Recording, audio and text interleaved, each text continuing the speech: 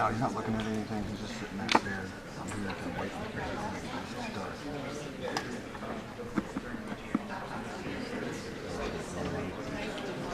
you want to move? Do you want me to move?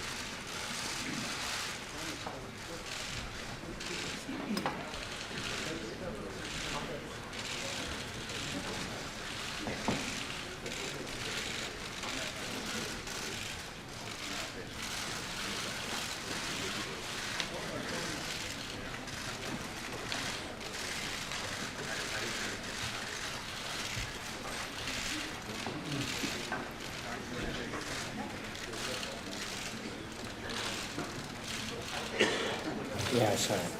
I'd like to call this hearing to order. I'd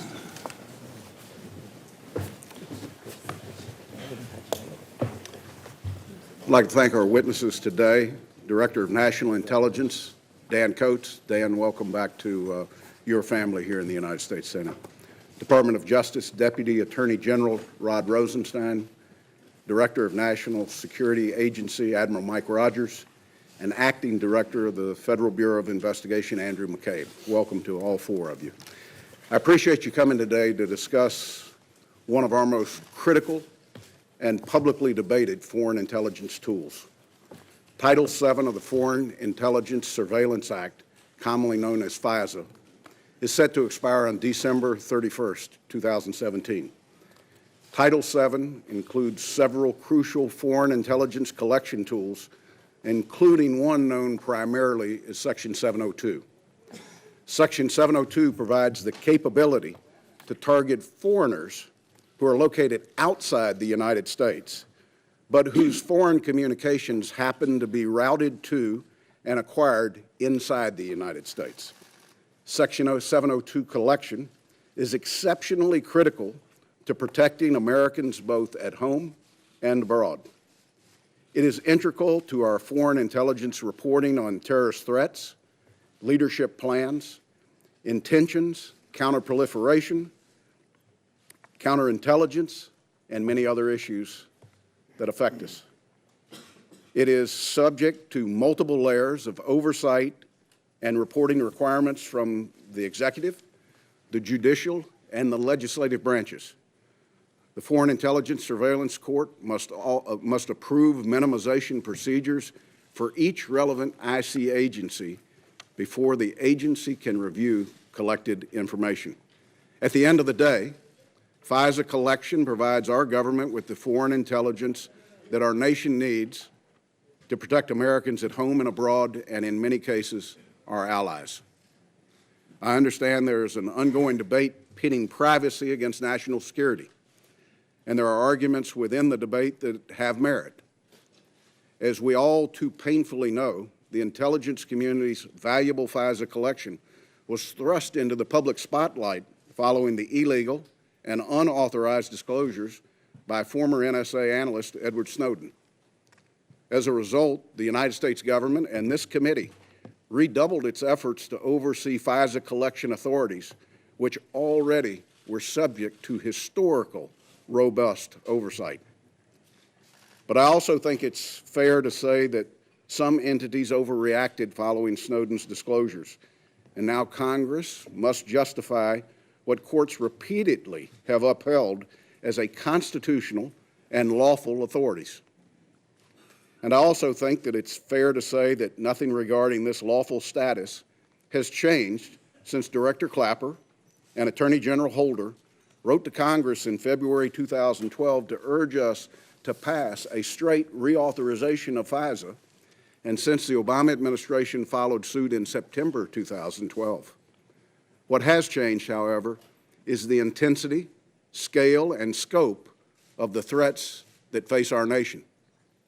This is not the time to needlessly roll back and handicap our capabilities. I know a lot of people will use this hearing as an opportunity to talk about the committee's Russian investigation. I'd like to remind everyone that 702 is one of our most effective tools against terrorism and foreign intelligence targets. I hope my colleagues and those closely watching this hearing realize that at the end of the day, our constitutional obligation is to keep America and our citizens safe. The intelligence community needs Section 702 collection to successfully carry out its mission, and it is this committee's obligation to ensure that the IC has the authorities and the tools it needs to keep us safe at home and abroad. Gentlemen, I look forward to your testimony and continued efforts to maintain the integrity of this vital collection tool. I now turn to the Vice Chairman for any comments he might have. Thank you, Mr. Chairman, and thank you for hosting this hearing on the very important 702 program in ways that we might ensure its effectiveness, and I will get to that in a moment. However, given the panel of witnesses here, and given the recent news about ongoing investigations into Russian interference in our 2016 elections, I'm going to have to take at least part of my time to pose some questions during my question time. Each of you here today, we all know, have taken an oath to defend the Constitution. As leaders of the intelligence community, you've also committed to act and to provide advice and counsel in a way that is unbiased, impartial, and devoid of any political considerations. This is the essence, quite honestly, of what makes our intelligence community and all the men and women who work for you so impressive. You tell it straight, no matter which political party is in charge. And that's why it's so jarring to hear recent reports of White House officials, perhaps even the President himself, attempting to interfere and enlist our intelligence community leaders in any attempt to undermine the ongoing FBI investigation. Obviously, tomorrow, there's another big hearing. We'll be hearing from former FBI Director Comey. I imagine he'll have something to say about the circumstances surrounding his dismissal. We have now heard the President himself say that he was thinking about the Russia investigation when he fired Director Comey, the very individual who was overseeing that same investigation. Today, we'll have an opportunity to ask Deputy Attorney General Rosenstein about his role in the Comey firings as well. Additionally, we've seen reports, some as recently as yesterday, that the President asked at least two of the leaders of our nation's intelligence agencies to publicly downplay the Russia investigation. The President is alleged to have also personally asked Director Coates and CIA Director Pompeo to intervene directly with then-Director Comey to pull back on his investigation. I'll be asking, as I've told him, DNI Director Coates and NSA Director Admiral Rogers about those reports today. Because if any of this is true, it would be an appalling and improper use of our intelligence professionals. An act, if true, that could erode the public's trust in our intelligence institutions. The IC, as I've grown to know over the last 7.5 years I've been on this committee, prides itself appropriately on its fierce independence. Any attempt by the White House or even the President himself to exploit this community as a tool for political purposes is deeply, deeply troubling. I respect all of your service to the nation. I understand that answering some of the questions that the panel will pose today may be difficult or uncomfortable given your positions in the administration. But this issue is of such great importance. The stakes are so high. I hope you will also consider all of our obligation to the American people to make sure that they get the answers they deserve to so many questions that are being asked. Now let me return to the subject of our hearing. Mr. Chairman, I agree that the reauthorization of Section 702 is terribly important. As the attacks in London, Paris, Manchester, Melbourne, and the list unfortunately goes on, all those attacks have demonstrated terrorists continue to plot attacks that target innocent civilians. Section 702, under court order, collects intelligence about these potential terrorist plots.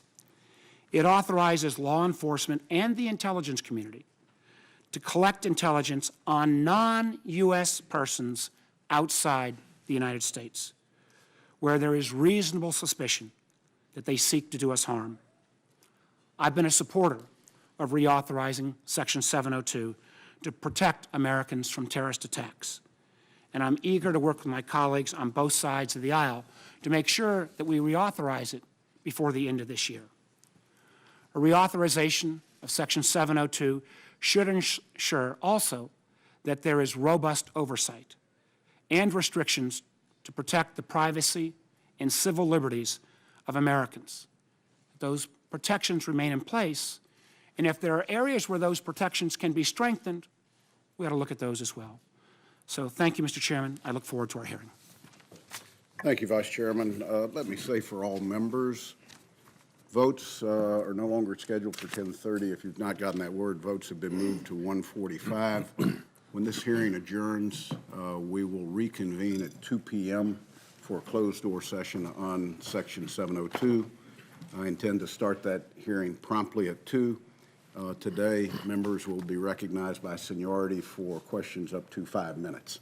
With that, gentlemen, thank you for being here today. Director Coates, you are recognized to give testimony on behalf of all 4 of you. The floor is yours. Thank you, Mr. Chairman, Chairman Burr, Chairman Warner, members of the committee. We are pleased to be here today at your request to talk about an important and perhaps the most important piece of legislation that affects the intelligence community. I'm here with my colleagues. I would like to take the opportunity to explain in some detail Section 702, given this as a public hearing, and hopefully the public will be watching. Our efforts to provide transparency in terms of how we protect the privacy and civil liberties of our American citizens needs to be explained.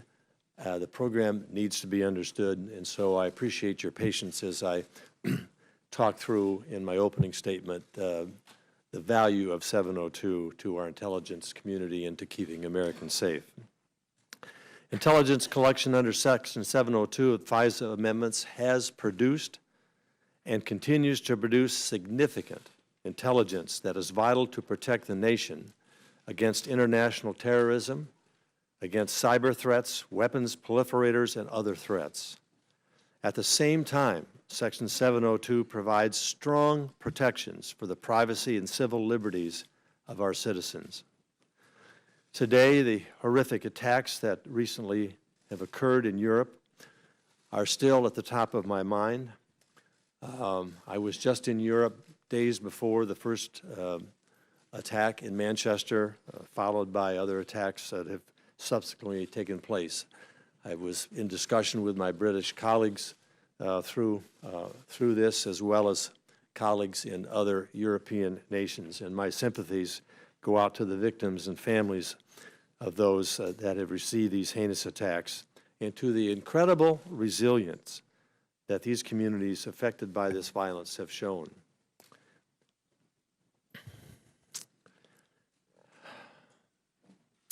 Having just returned from Europe less than 3 weeks ago, I'm reminded of why Section 702 is so important to our mission of not only protecting American lives, but the lives of our friends and allies around the world. And although the many successes enabled by 702 are highly classified, the purpose of the authority is to give the United States intelligence community the upper hand in trying to avert these types of attacks before they transpire, which is why permanent reauthorization of the FISA Amendments Act without further amendment is the intelligence community's top legislative priority. And based on the long history of oversight and transparency of this authority, I would urge the Congress to enact this legislation at the earliest possible date to give our intelligence professionals the consistency they need to maintain our capability. Let me begin today by giving an example of the impact of Section 702 of FISA. It's been cited before, but I think it is worth mentioning again. An NSA FISA Section 02 collection against an email address used by an al-Qaeda courier in Pakistan revealed communications with an unknown individual located within the United States. The U.S.-based person was urgently seeking advice on how to make explosives. NSA passed this information on to the FBI, which in turn was able to quickly identify the individual as Nasrullah Zazi. And as you know, Zazi and his associates, in fact, had imminent plans to detonate explosives on Manhattan's subway lines.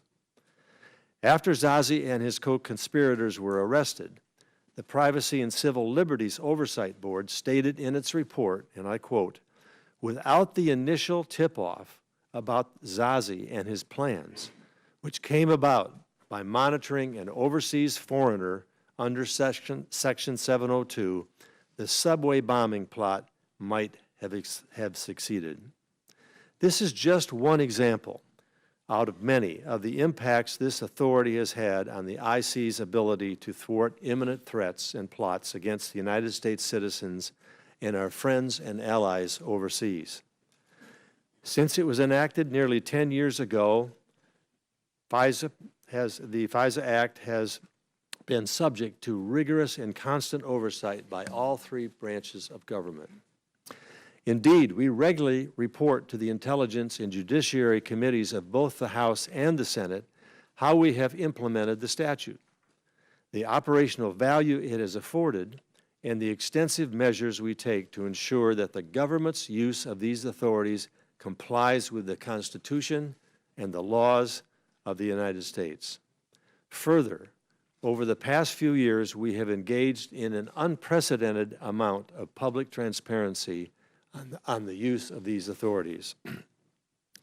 In the interest of transparency, and because this is a public hearing, allow me to provide an overview of the framework for Section 702 and the reasons why the Congress amended FISA in 2008. I will then briefly address why 702 needs to be reauthorized, and finally, I will discuss oversight and compliance and how we are ensuring and continue to ensure the rights of U.S. citizens, rights that need to be protected. At the outset, I want to stress three things as a backdrop to everything else that my colleagues and I are presenting today. First, as I mentioned at the outset, collection under 702 has produced and continues to produce intelligence that is vital to protect the nation against international terrorism and other threats. Secondly, there are important legal limitations found within Section 702 of FISA, and let me note 4 of these legal limitations. First, the authorities granted under Section 702 may only be used to target foreign persons located abroad for foreign intelligence purposes. Secondly, they may not be used to target U.S. persons anywhere in the world. Third, they may not be used to target anyone located inside the United States, regardless of their nationality.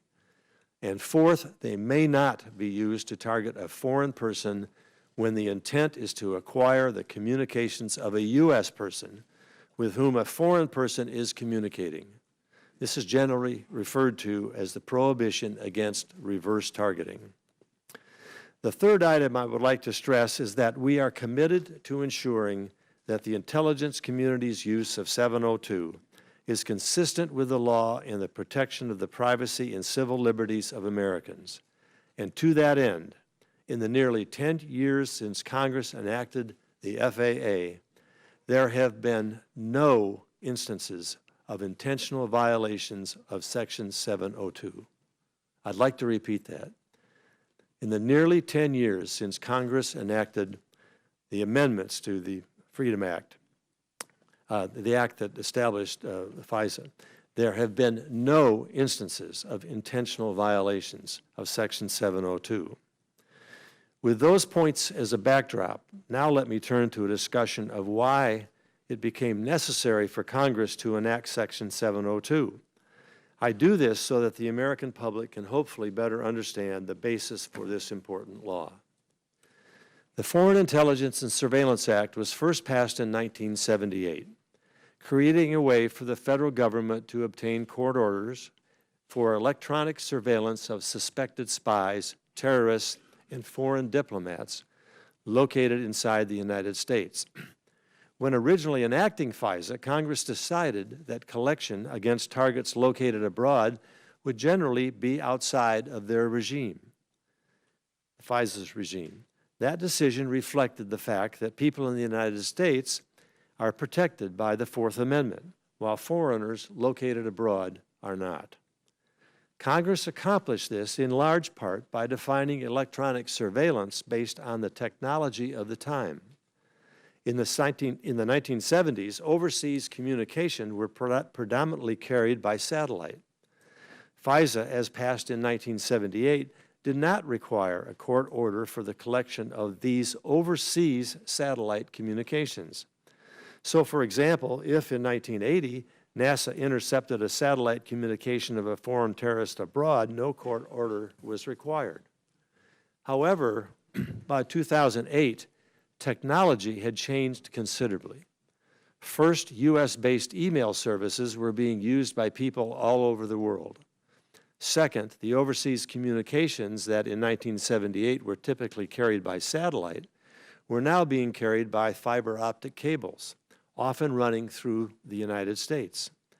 So to continue the same example, if in 2008 a foreign terrorist was communicating by using a U.S.-based email service, a traditional FISA court order was required to compel a U.S.-based company to help with that collection. Under traditional FISA, a court order can only be obtained on an individual basis by demonstrating to a federal judge that there is probable cause to believe that the target of the proposed surveillance is a foreign power or an agent of a foreign power. This had become an ever more difficult and extremely resource-intensive process. And therefore, due to these changes in technology, the same resource-intensive legal process was being used to conduct surveillance on terrorists located abroad who are not protected by the Fourth Amendment, as was being used to conduct surveillance on U.S. persons inside the United States who are protected by the Fourth Amendment. By enacting 702 in 2008 and renewing it in 2012, both times with significant bipartisan support, Congress corrected this anomaly, restoring the balance of protections established by the original FISA statute. And although I will not go into great detail here regarding the legal framework for FISA Section 702, I will simply note a few key items.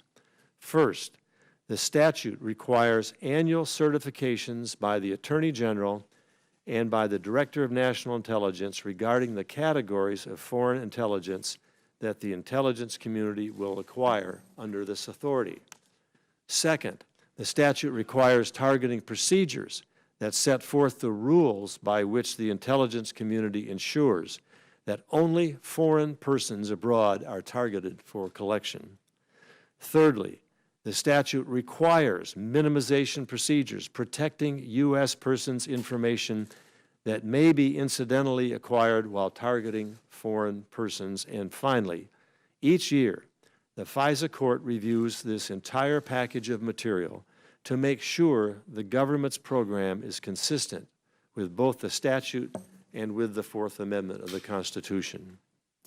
We have publicly released lightly redacted versions of all these documents, including the most recent FISC opinion, to ensure the public has a good understanding of how we use this authority. The government's Section 702 program, as we have said, is subject to rigorous and frequent oversight by all three branches of government.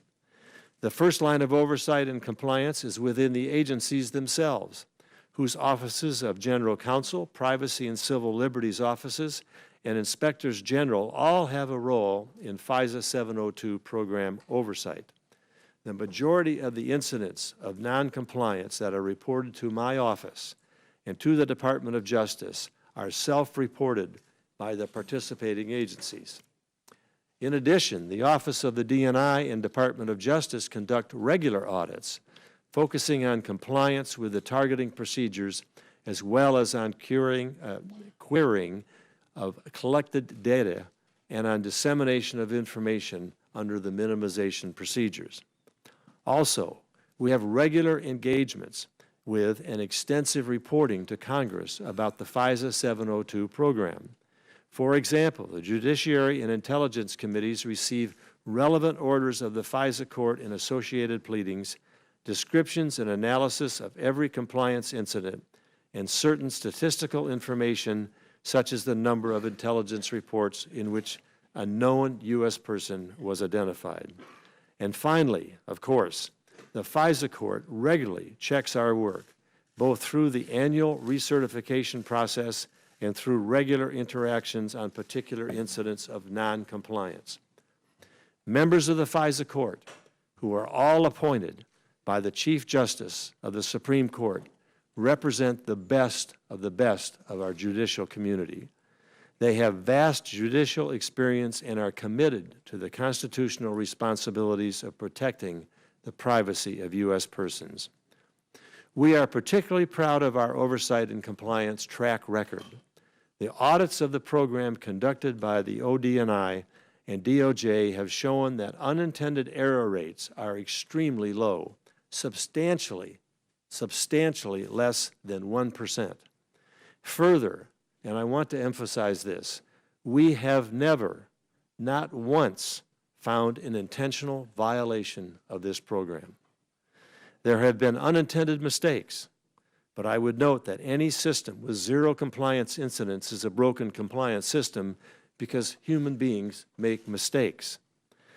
The difference here is that none of these mistakes has been intentional. When we do find unintentional errors and compliance incidents, we ensure that they are reported and corrected. This is an extraordinary record of success for the diligent men and women of the intelligence community who are committed to ensuring that their neighbors' privacy is protected in the course of their national security work. And with that, I'd like to turn to the most recent compliant incident, which resulted in a significant change in how the National Security Agency conducts as a portion of its FISA 702 collection. A recent example of the oversight process at work, as a recent example, NASA identified a compliance incident involving queries of U.S. persons' identifiers into Section 702 acquired upstream data. Upstream data refers to when NASA receives communications directly from the internet with the assistance of companies that maintain these backbone networks. The FISA court was promptly notified, and DOJ and ODNI worked with NSA to understand the scope and causes of the problem, as well as to identify potential solutions to prevent the problem from reoccurring. The details of the incident are publicly available, and Admiral Rogers will go or can go into more detail during the question and answer session if you would like. But just allow me briefly to state what happened. NASA identified and researched a compliance issue. NSA reported that issue to DOJ, ODNI, and ultimately the FISA court. The court delayed its consideration of the 2016 certifications on that basis until the government was able to correct the issue. NSA determined that a possible solution to the compliance problem was to stop conducting one specific type of upstream collection. So ultimately, we decided that the most effective way to address the court's concerns was to stop collecting on this basis. It's called the abouts portion of upstream collection. And by abouts collection, I'm referring to NSA's ability to collect communications where the foreign intelligence target is neither the sender nor the recipient of the communication that's made, but is referenced within the communication itself. The FISA court agreed with our solution and approved the program as a whole on the basis of the NSA proposal. In short, what I'm trying to say here is that a compliance issue was identified, and after a great deal of hard work, the Department of Justice and the intelligence community proposed to the FISA court an effective solution that took the relevant collection costs and compliance benefits into account, and the court agreed with the proposed solution. That is how the process works, and it works well. Before I conclude, I would like to speak briefly about an issue that has been the subject of much public discussion. There have been numerous requests from both Congress and the advocacy community for NSA to attempt to count the number of United States persons whose communications have been incidentally acquired in the course of FISA 702 collection. During my confirmation hearing and in a subsequent hearing before this committee, I committed to sitting down with Admiral Rogers and the subject matter experts in the intelligence community to understand why this has been so difficult. Within my first few weeks on the job, I visited NSA, discussed with Admiral Rogers and his technical people through on my commitment. What I learned was that the NSA has made Herculean, this is hard for me to say, they have made extensive efforts.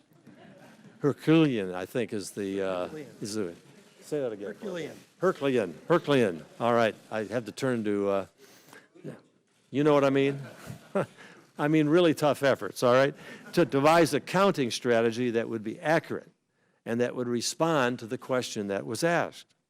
But I also learned that it remains infeasible to generate an exact, accurate, meaningful, and responsive methodology that can count how often a U.S. person's communications may be incidentally collected under 702. I want to be clear here. To determine if communicants are U.S. persons, NSA would be required to conduct significant additional research trying to determine whether individuals who may be of no foreign intelligence interest are U.S. persons. And from my perspective as the Director of National Intelligence, this raises two significant concerns. First, I would be asking trained NSA analysts to conduct intense identity verification research on potential U.S. persons who are not targets of an investigation. From a privacy and civil liberties perspective, I find this unpalatable. Second, those scores of analysis that would have to be shifted from key focus areas such as counterterrorism, counterintelligence, counterproliferation, issues with nations in which, such as North Korea, and Iran, we need continuous and critical intelligence missions.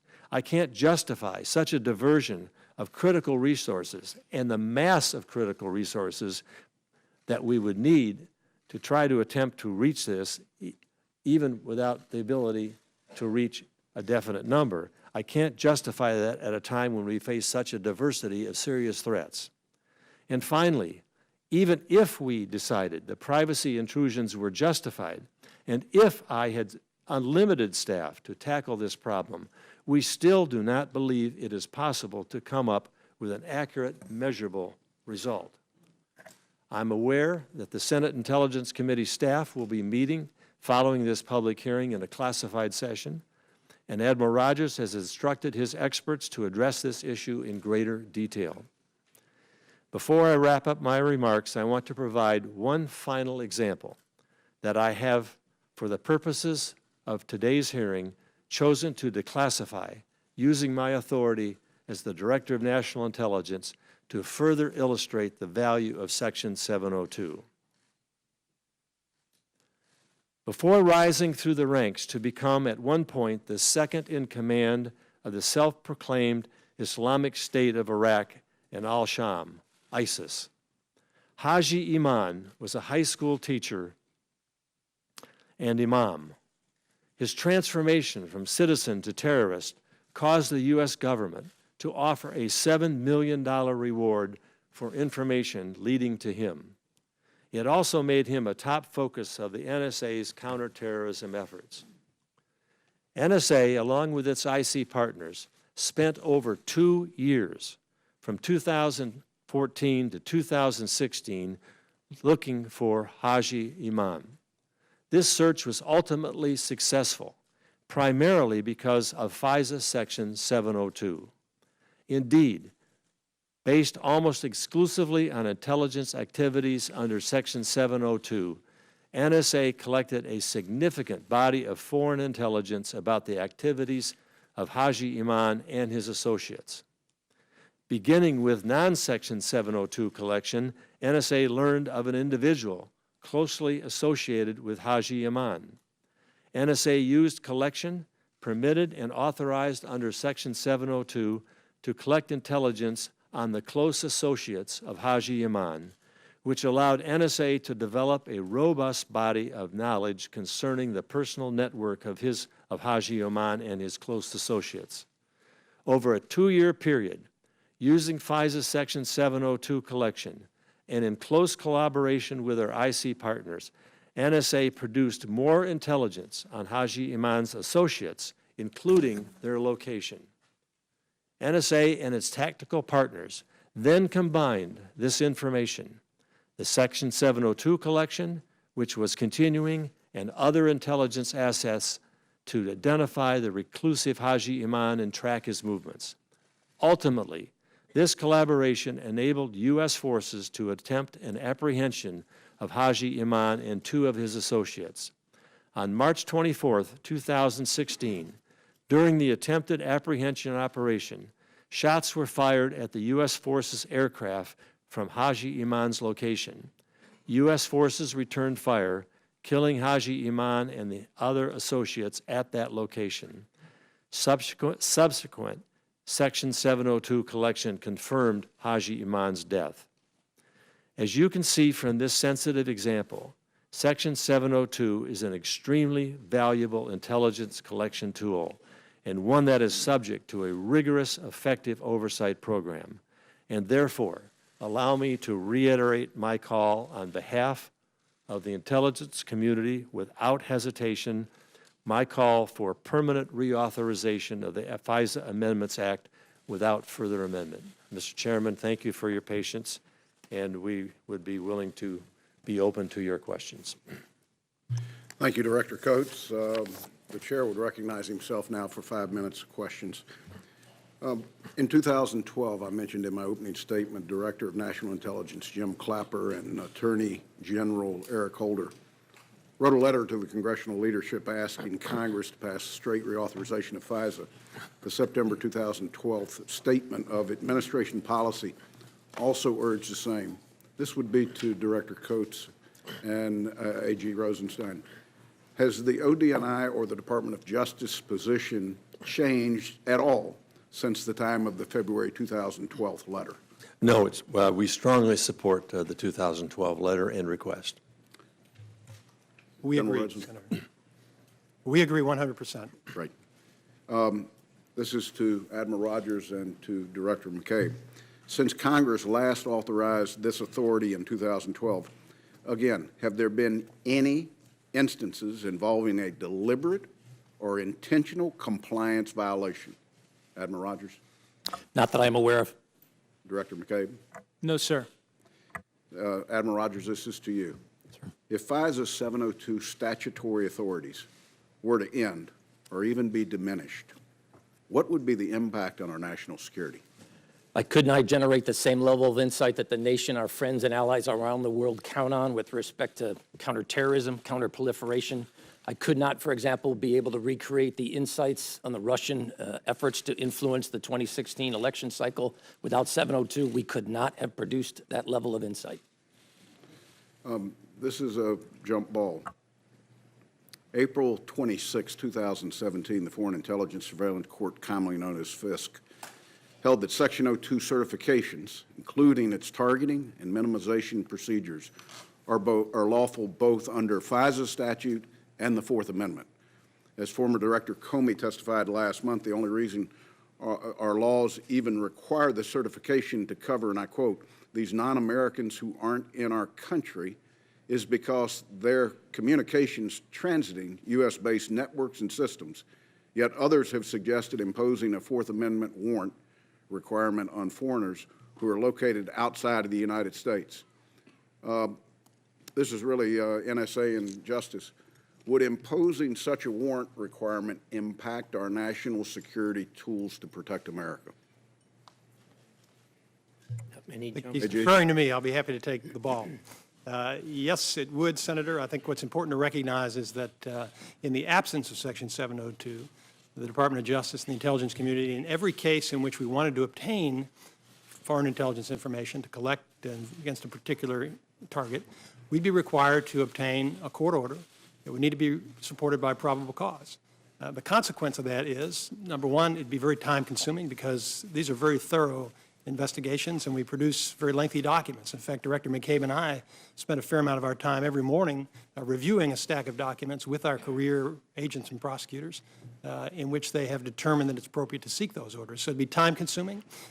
It would require a significant commitment of resources.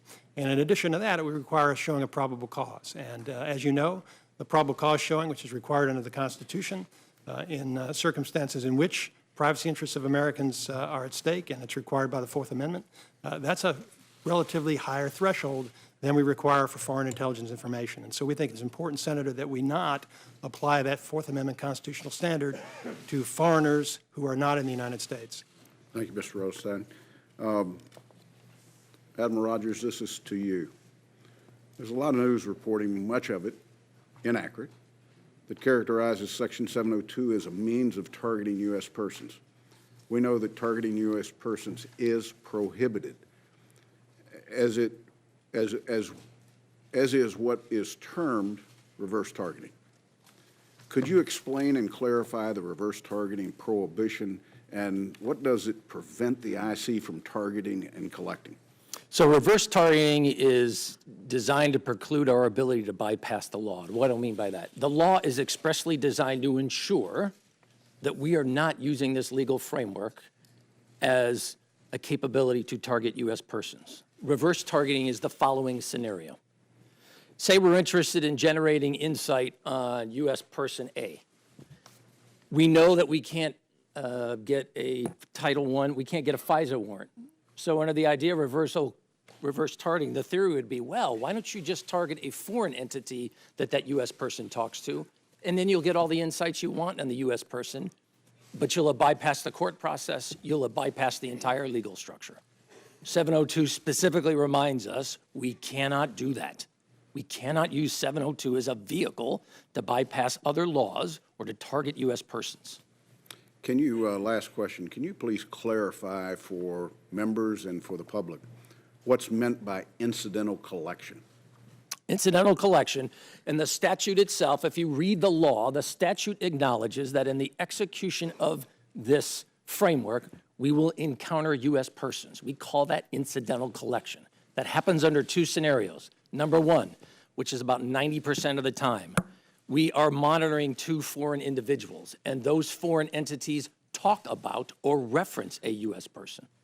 The second scenario that we encounter, what we call incidental collection, is we are targeting a valid foreign individual. And that valid foreign individual, a foreign intelligence target, ends up having a conversation with a U.S. person. That's not the target of our collection. It's not why we are monitoring it in the first place. We're interested in that foreign target. That happens of the times we have incidental collection, that scenario happens about 10% of the time. And were that incidental collection to happen, you have a procedure in place in both instances to minimize that? We do. The law specifically gives us a set of processes that we have to follow. So if we do encounter a U.S. person incidentally in the course of our collection, we ask ourselves several questions. Number one, are we looking at potential criminal activity? If we do that, we have a requirement to report or to inform the Department of Justice and the FBI, and they make the determination if it's illegal or not. We are an intelligence organization, not a law enforcement organization. The second question we ask ourselves, is there anything in this conversation that would lead us to believe that we're talking about harm to individuals? In that case, we do report. If we think we're dealing with something that is criminal or there's harm to individuals, we report it. Other than that, unless there is a valid intelligence purpose, depending on the authority, in the case of 702, we specifically purge the data. We remove it. We don't put it into our holdings. If we don't assess that there's intelligence value and it's a U.S. person, we have to purge the data. Thank you for that, Vice Chairman. Thank you, Mr. Chairman. As I indicated, I've got some questions on another matter, and Director Coates and Admiral Rogers, they're mostly going to be directed at you gentlemen, and thank you for your testimony this morning. We all know now that in March, then Director Comey testified about the existence of an ongoing FBI investigation into links between the Trump campaign and the Russian government. And there are reports out in the press that the President separately appealed to you, Admiral Rogers, and to you, Director Coates, to downplay the Russia investigation. And now we've got additional reports, and we want to give you a chance to confirm or deny these, that the President separately addressed you, Director Coates, and asked you to, in effect, intervene with Director Comey, again, to downplay the FBI investigation. Admiral Rogers, you draw the short straw. I'm going to start with you. Before we get to the substance of whether this call or request was made, you've had a very distinguished career, close to 40 years.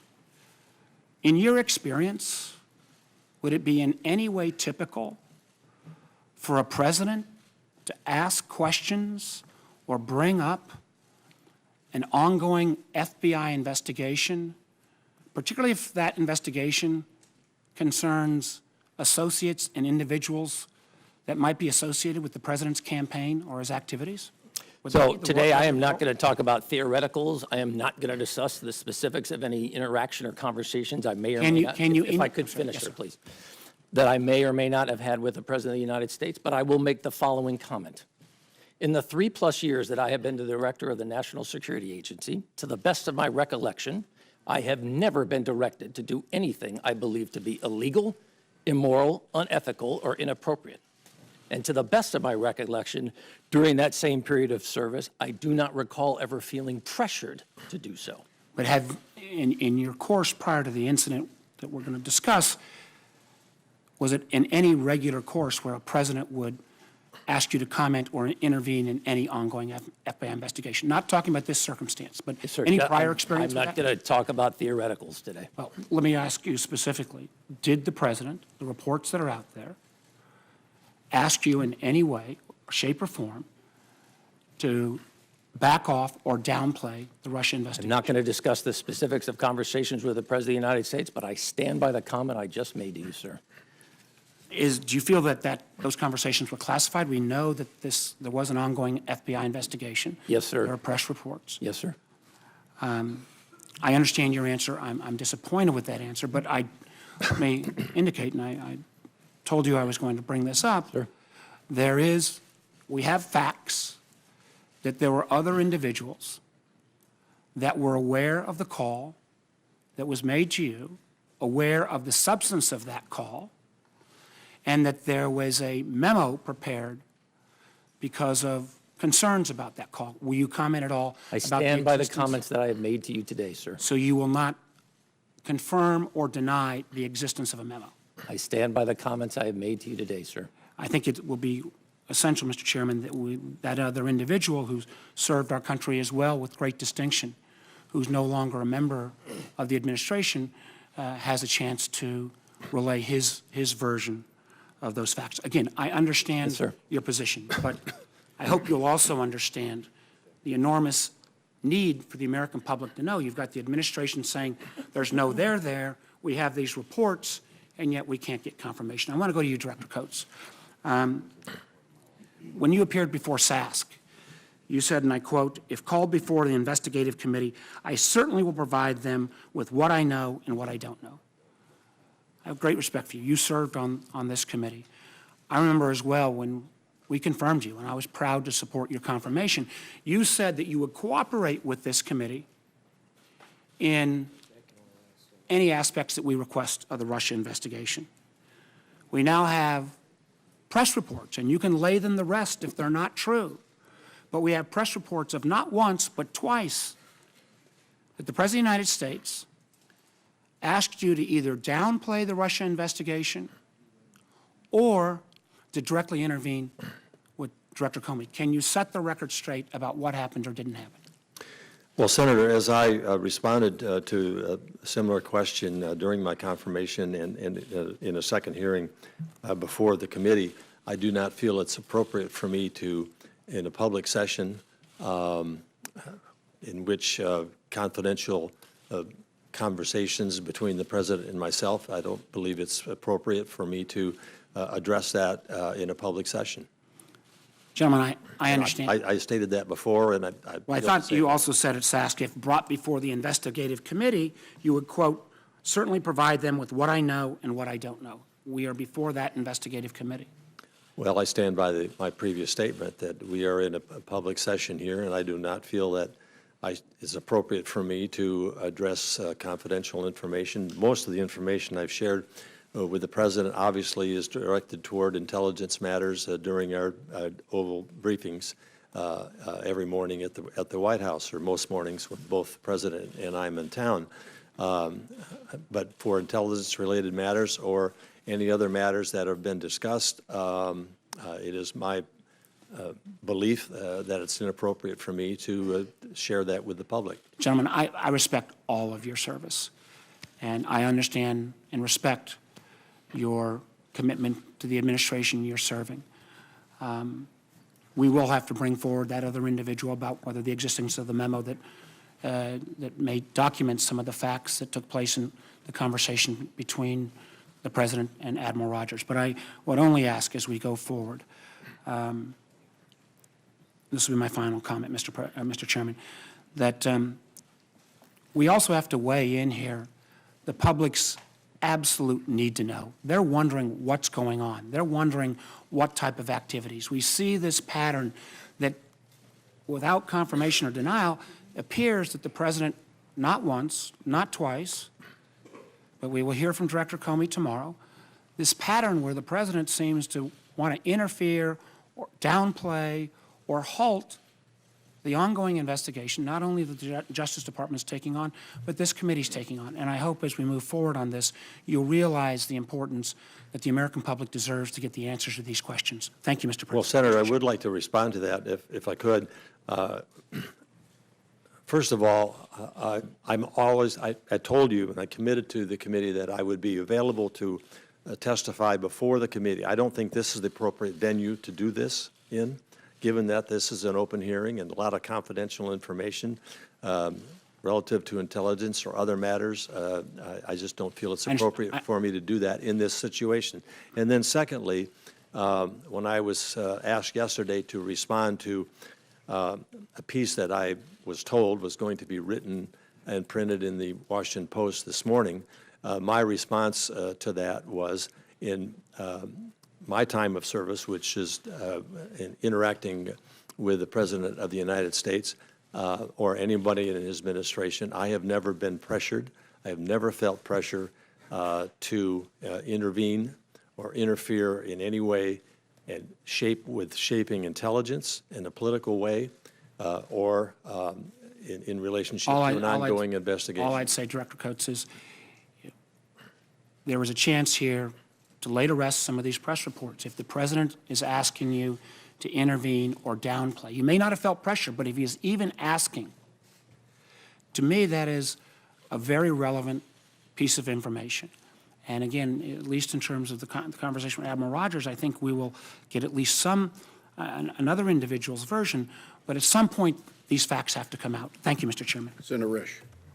Well, thank you very much, Mr. Chairman. Thank you, Director Coates and Admiral Rogers for your testimony. And with all due respect to my colleague from Virginia, I think you have cleared up substantially your direct testimony that you have never been pressured by anyone, including the President of the United States, to do something illegal, immoral, or anything else. Thank you for that.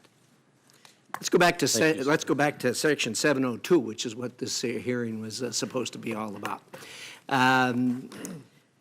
It's becoming patently obvious, I think, that those of us that work in the intelligence community, that we're in a different position than Europe is. Europe is, their risks are obviously very high, and they're suffering these attacks on a very regular basis and becoming more regular. So let's talk about our collection efforts versus the European collection efforts, and particularly as it relates to Section 702.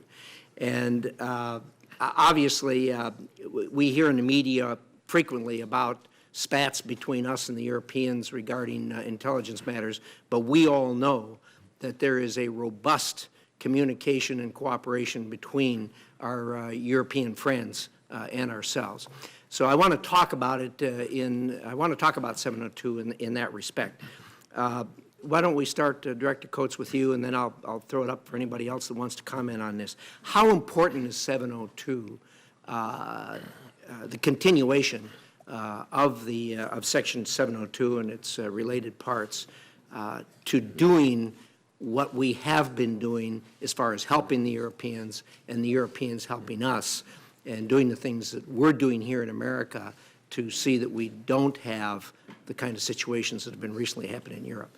Director Coates, start with you. Well, having just returned a few weeks ago from major capitals in Europe and discussing this very issue with my counterparts throughout the intelligence communities of these various countries, they voluntarily, before I could even ask the question, expressed extreme gratitude for the ability for the information we have been able to share with them relative to threats. Numerous threats have been avoided on the basis of collection that we have received through 702 authorities and our notification of them of these impending threats, and they have been deterred or intercepted. Unfortunately, what has happened just recently, particularly in England, shows that regardless of how good we are, there are bad actors out there that have bypassed the more concentrated large attack efforts and taken it either through inspiration or direction from ISIS or other terrorist groups, have chosen to take violent action against the citizens of those countries. The purpose of the trip was to ensure them that we would continue to work and share together their collection activities, capabilities. In many cases are good, but in some cases lack the ability that we have. And so this ability to share information with them that helps keep their people safe also is highly valued by them.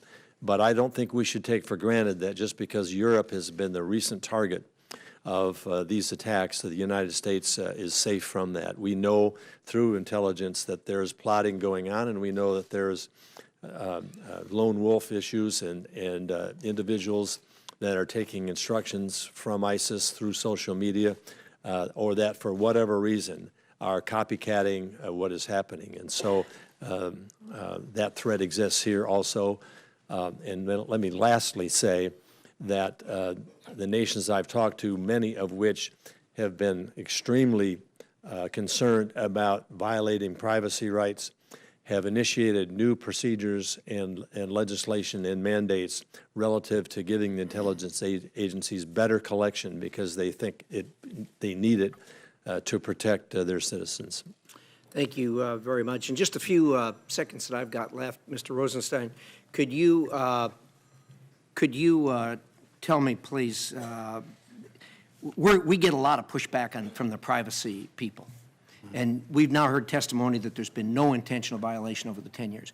Could you tell the American people what's in store for someone who these guys catch intentionally misusing 702, since you're the highest ranking member of the Department of Justice here? Yes, Senator. Well, I can assure you, Senator, that in the Department of Justice, we treat with great seriousness any allegations of violations regarding classified information. So if there were a credible allegation that someone had willfully violated Section 702 in a way that was in violation of a criminal law, we would investigate that case, and if prosecution were justified, we would prosecute it. I know Director McCabe shares with me that commitment. We recognize that we have an obligation to the American people to make sure that these authorities are used appropriately and responsibly, that we comply with the Constitution and the laws and the procedures, and we're committed to devote whatever resources are required to make sure that if there are willful violations, people are held accountable for them. And this is your commitment and the Department of Justice's commitment to the American people. That's correct. Thank you, Mr. Rosenstein. Thank you, Mr. Chairman. Senator Feinstein. Thanks. Thank you, Mr. Chairman. Just a couple of comments on Section 702. It's a program that I support. It's a program that I believe has worked well. It's a big program. It's an important one. It is a content collection program involving both internet and phone communications. So it can raise concerns about privacy and civil liberties. In the year 2016, there were 106,469 authorized targets out of 3 billion internet users. That's the ratio. The question of unmasking has been raised. It's my understanding that 1,939 U.S. person identities were unmasked in 2016 based on collection that occurred under Section 702. So my question is going to be the following, and I'll ask it all together, and hopefully you'll answer it. I would like a description of the certification process and the use of an amicus. I would like your response to the fact that the question, the program sunsets after 5 years, about raising that sunset versus no sunset because of the privacy concerns. It's my belief there should be a sunset. And the use of an amicus, which is currently used as part of the certification process, and whether that should be continued and formalized. So, Admiral, it's programs under your auspices. I could, if I could, DOJ is going to be smarter on the amicus piece, Okay. please. Will you take that piece and all? I'm not sure I am smart on the amicus piece, Senator. I can tell you this, though, that with regard to the question of unmasking, this is actually primarily a question not for the department. The determination is made by the intelligence agencies. If there is a situation where a foreign person has been communicating about an American person, and a decision is made whether or not the identity of that American person is necessary in order for that intelligence to be properly used. I think what's important for people to recognize, Senator, is that's an internal issue. That is, that unmasking is done internally, within the cloak of confidentiality within the intelligence community. That's a different issue from leaks. In other words, if somebody's identity is disclosed internally because it's relevant for intelligence purposes, because that's the goal of this collection, is to understand. Mr. Rosenstein, let me just tell you, I just listened to somebody who should have known better talking about unmasking in a political sense, that it's done politically. And that, of course, is not the case. And so what I'm looking for is the definition of how this is done and under what circumstances. And I think, Senator, that because that's really a decision made by the IC, the intelligence community, not by the department, it would be appropriate for them to respond to that. I can do that. So with respect to unmasking, the following criteria is applied. First, for the National Security Agency, we define in writing who has the authority to unmask a U.S. person identity. That is 20 individuals in 12 different positions. I am one of the 20 in one of those 12 positions, the director. Secondly, we outline in writing what are the criteria that will be applied to a request to unmask. In a report, and again, part of our process under 702 to protect the identity of U.S. persons as part of our minimization procedures, when we think we need to reference a U.S. person in a report, we will not use a name, we will not use an identity. We say U.S. person 1, U.S. person 2, U.S. person 3. That report is then promulgated. Some of the recipients of that report will sometimes come back to us and say, I'm trying to understand what I am reading. Could you help me understand who is person 1 or who is person 2, et cetera? We apply 2 criteria in response to their request. Number 1, you must make the request in writing. Number 2, the request must be made on the basis of your official duties, not the fact that you just find this report really interesting and you're just curious. It has to tangibly tie to your job. And then finally, I said too, but there's a third criterion, and that is the basis of the request must be that you need this identity to understand the intelligence you're reading. We apply those 3 criteria, we do it in writing, and one of those 20 individuals then agrees or disagrees. And if we unmask, we go back to that entity who requested it, not every individual who received the report, but that one entity who asked for us. We then provide them the U.S. identity, and we also remind them the classification of this report and the sensitivity of that identity remains in place. By revealing this U.S. person to you, we are doing it to help you understand the intelligence, not so that you can use that knowledge indiscriminately. It must remain appropriately protected. Thank you. And Senator, if I could just add something to that, given the nature of this issue, and it's a legitimate question that you've asked, I've talked with my colleagues at NSA and CIA, FBI, and so forth, and suggesting that we might ask our civil liberties and privacy protection agencies to take a look at this, to see if Admiral Rogers laid out the procedures. Are these the right procedures? Should we be doing something different? Would they have recommendations that better protected people from misuse of this? And they've all agreed to do that. So I think it's a legitimate issue to follow up on. I've talked to the agency heads about doing so, and they're willing to do it. And if I could, I also have an internal review that I have directed.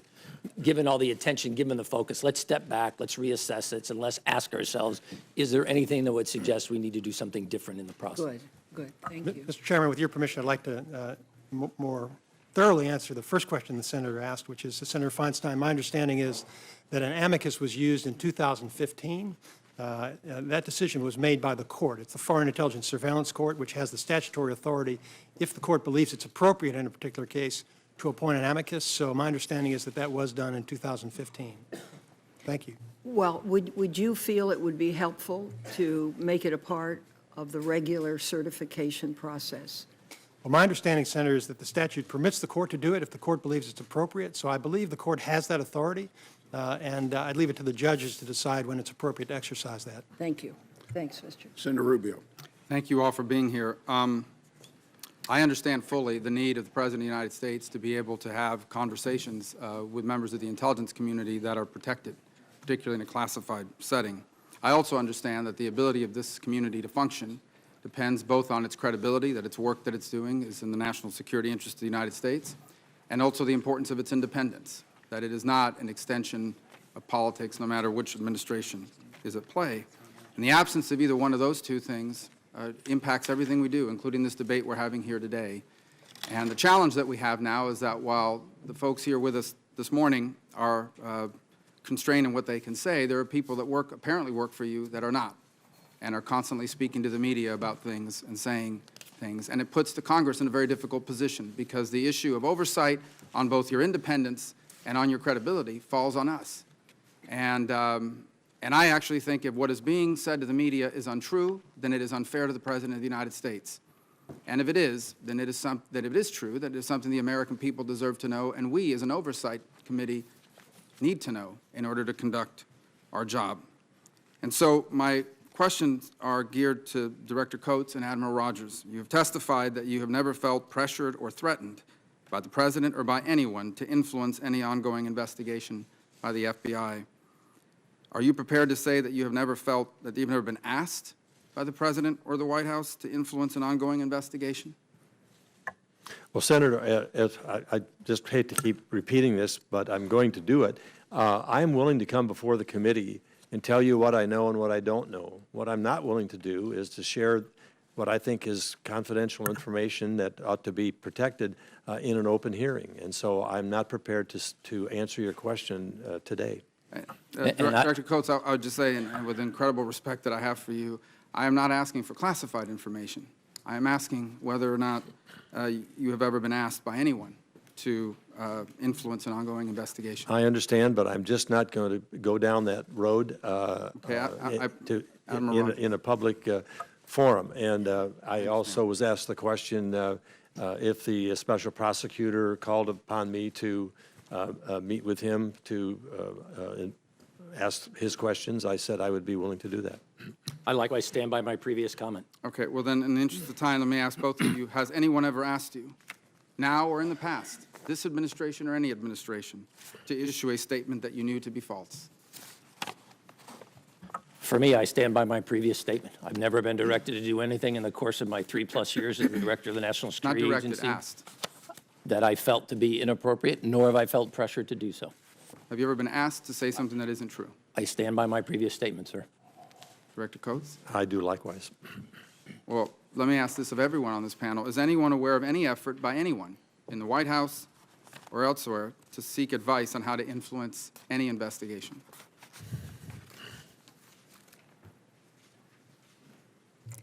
My answer is absolutely no, Senator. No one has anything to add to that? I don't understand the question. The question is, are you aware of any efforts by anyone in the White House or the executive branch looking for advice from other members of the intelligence community about how to potentially influence an investigation? Are you talking about me? No. No. Okay. Who wants to answer? I'm sorry. I'm not sure I understand the question, but if you're asking whether I'm aware of requests to other people in the intelligence community, I am not. Seeking advice on how we could potentially influence someone. You're not aware of I'm not anyone aware of ever saying or reporting that to you? No, sir. Has anyone ever come forward and said, I just got a call from someone at the White House asking me what is the best way to influence someone on an investigation? I've never received anything. I have no direct knowledge of such a It was call. an allegation made in one of the press reports, and that's why I asked. On a separate topic, I'm sorry, who does? Mr. Rosenstein? Our confusion, Senator, we just want to make sure we're clear on the question. The answer is no, as I understand it, but I'm not sure I'm familiar with the particular media report that you're referring to. All right, I'm running out of time. I do want to ask this because this is important. Did the NSA routinely and extensively and repeatedly violate the rules that were put in place in 2011 to minimize the risk of collection of upstream information? Have we had compliance incidents? Yes. Have we reported every one of those to the court? Yes. Have we reported those to our congressional oversight in Congress? Yes. Have we reported those to the Department of Justice and the Director of National Intelligence? Yes. Did, under the Obama administration, was there a significant uptick in efforts and incidents of unmasking from 2012 to 2016? I don't know that. I have to take that for the Who would record. know that? To be honest, we have the data, but I don't know that off the top of my head. I couldn't tell you unmasking on a year-by-year basis for the last 5 years. I apologize. I just don't know off the top of my head. Thank you. Senator Wyden. Thank you very much, Mr. Chairman. I've noted the conversations you've had with my colleagues with respect to the content of conversations that you may have had with the president. My question is a little different. Did any of you four write memos, take notes, or otherwise record yours or anyone else's interactions with the president related to the Russia investigation? I don't take any notes. Is it, Go. Let's just get the four of you on the record.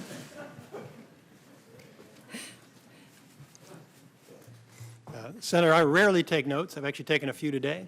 But I am not going to answer questions concerning the Russia investigation. I think it's important for you to understand Not on whether you wrote a memo. I'm not going to answer any questions, Okay. Senator, about the My Russia time's going to be short.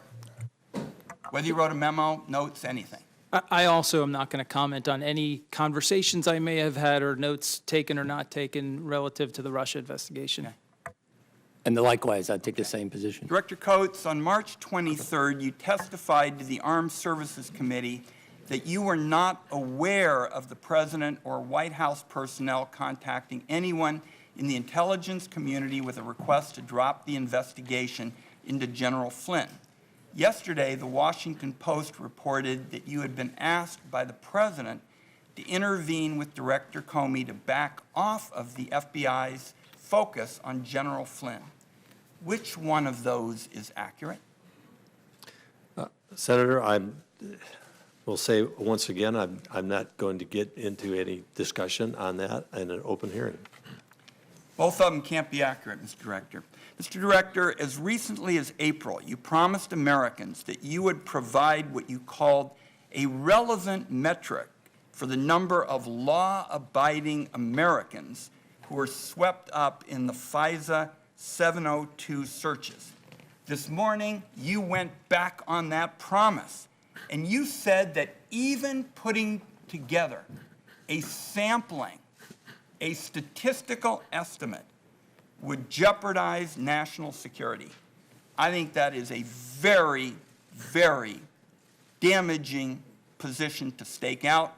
We're going to battle it out in the course of this because there are a lot of Americans who share our view that security and liberty are not mutually exclusive. We can have both. And you rejected that this morning. You went back on a pledge, and I think it is damaging to the public. Now let me... Senator, could I answer the question? Mr. Director, my time is short, and I want to ask you about one other 702. Well, I would like to answer your question. Briefly.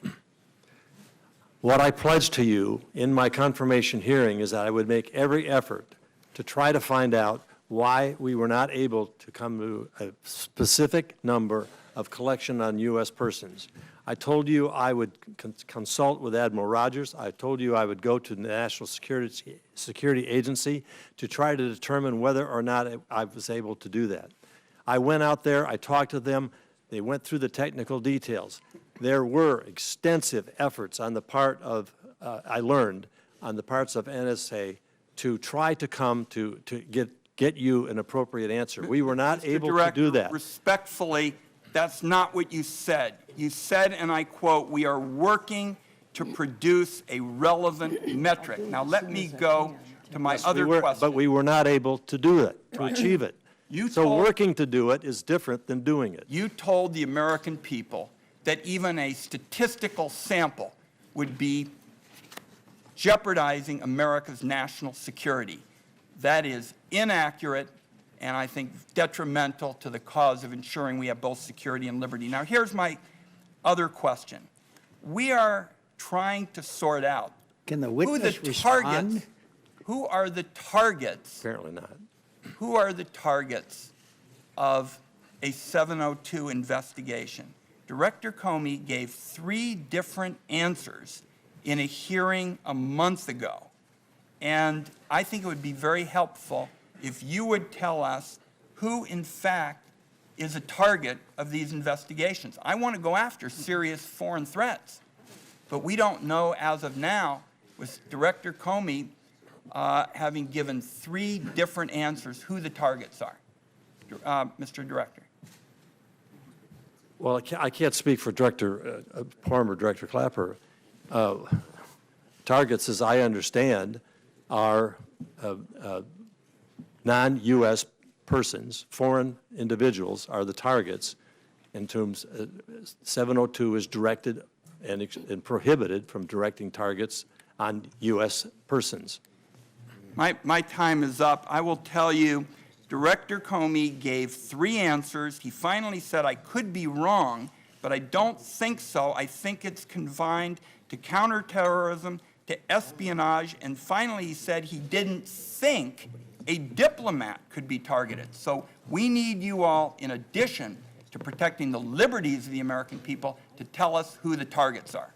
Thank you, Well, Mr. Chairman. I would like to respond to that by saying some of those targets are classified, highly classified. I understand that. Some of those targets, by revealing those names of those targets,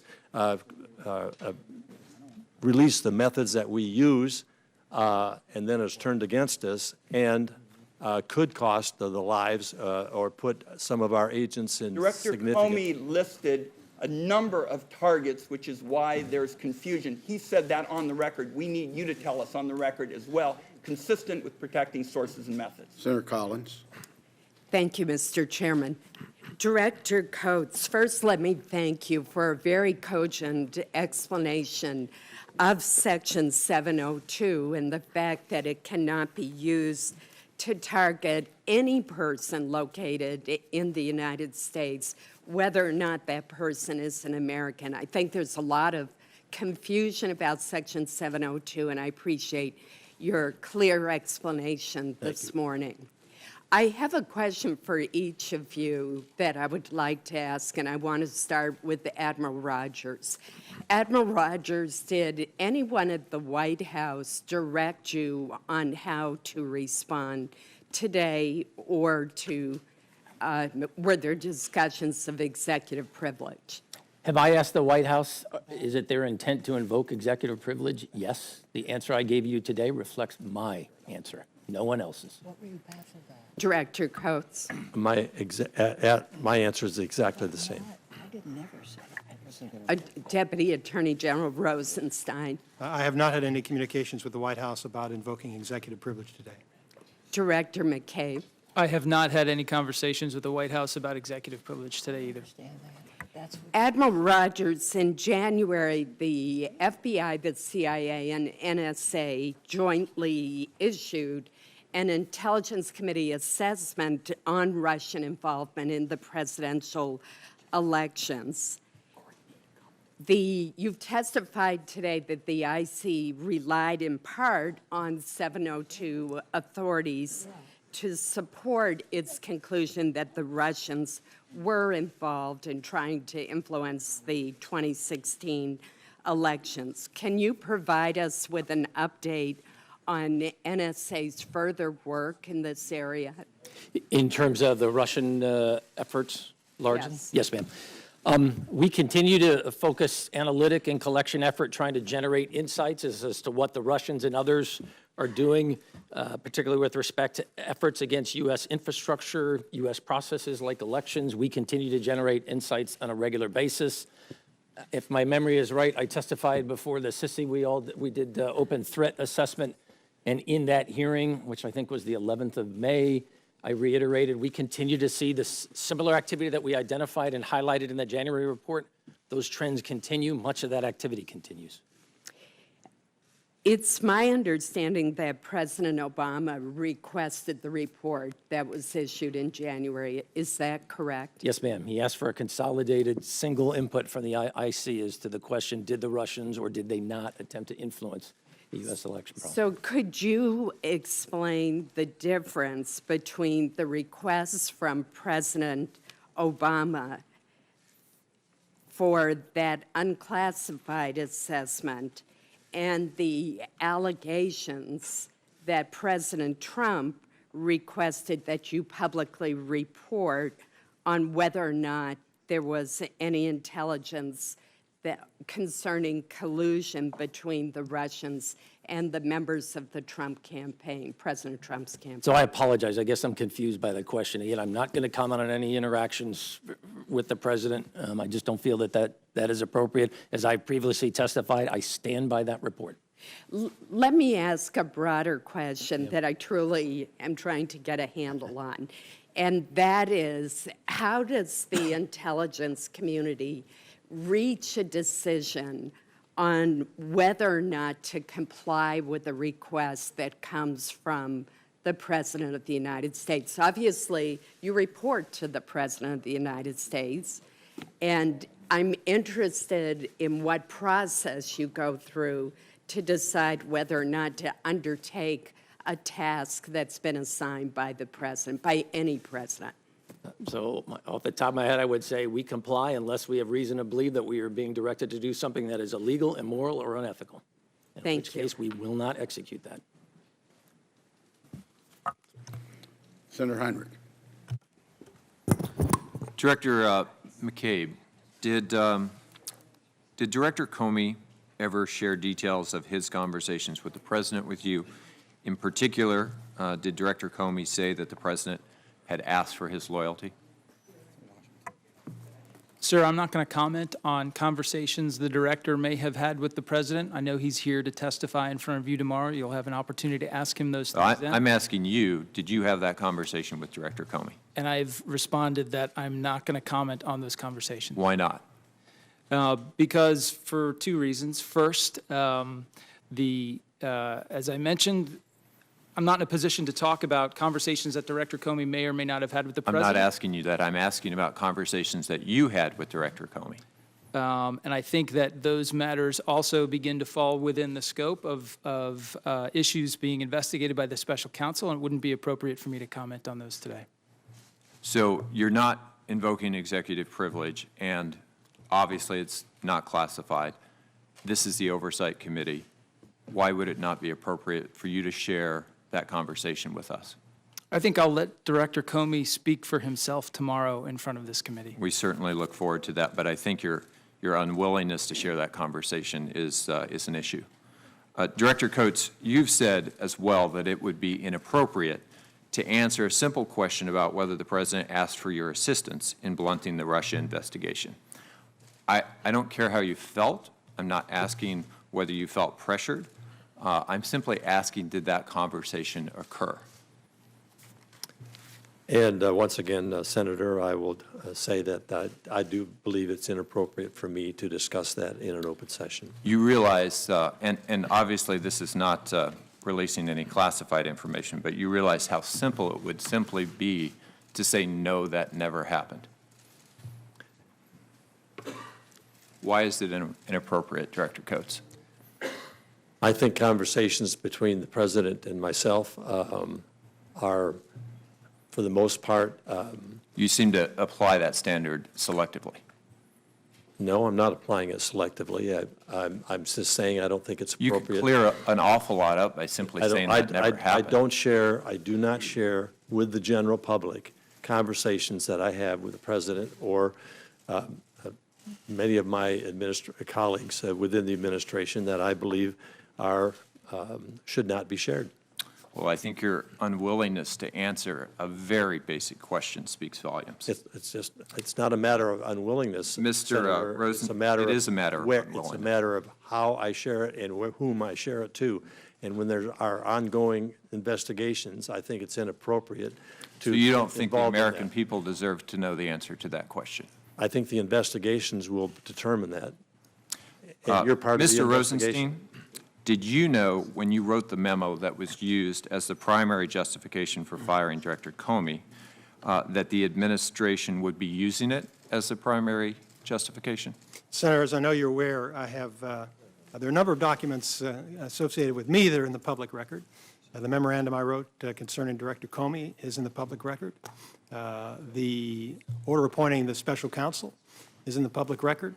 The press release I issued accompanying that order is in the public record, and a written version of the statement that I delivered to Were you aware that it 100 would be the United States primary senators. Justification for his firing? Pardon me, Senator, By the 100 administration. United States senators and 435 congressmen is in the public record. I answered many questions in the closed briefings of the 100 senators. But and the you're not 435 answering this question. congressmen. And as I explained in those briefings, Senator, I support Mr. McCabe on this. We have a special counsel who is investigating, now responsible for the Russian At this point, investigation. you filibuster better than most of my colleagues, so I'm going to move on to another question and say that given that the President stated that the FBI Director, that his firing was in response to investigations into Russia, which he made very clear in Lester Holt's interviews, you've talked with both the President and the Attorney General about this firing. In light of Mr. Sessions' recusal, what role did the Attorney General play in that firing, and was it appropriate for him to write the letter that he wrote in this case? I'm not trying to filibuster, Senator. I think I only took about 30 seconds, but I am not going to comment on that matter. I'm going to leave it to Special Counsel Mueller to determine whether that is within the scope of his investigation, and I believe that's appropriate for Mr. McCabe and me to do that. Okay, so you can't comment on recusal and what's in and inside and outside the scope of that recusal. Mr. Chairman, we ought to let the witness answer the question. So, I'm sorry, your specific question is what's in the recusal, and my understanding is the recusal you're referring to is also in the public record, and I believe it speaks for itself. Thank you, Mr. Chair. Senator Blunt.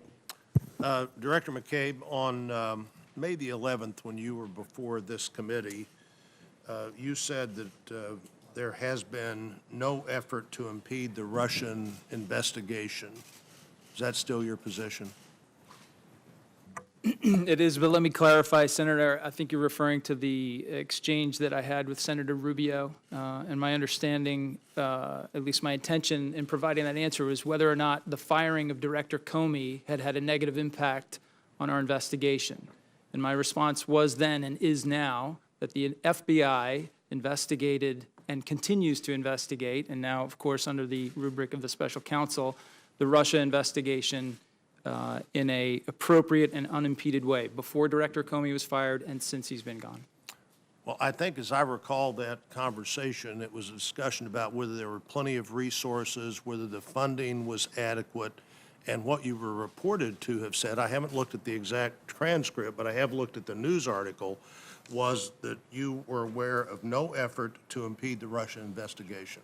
We did talk about resource issues and whether or not we had asked for additional resources to pursue the investigation. And I believe my response at the time was we had not asked for additional resources and that we had adequate resources to pursue the investigation. That was true then, is still true today.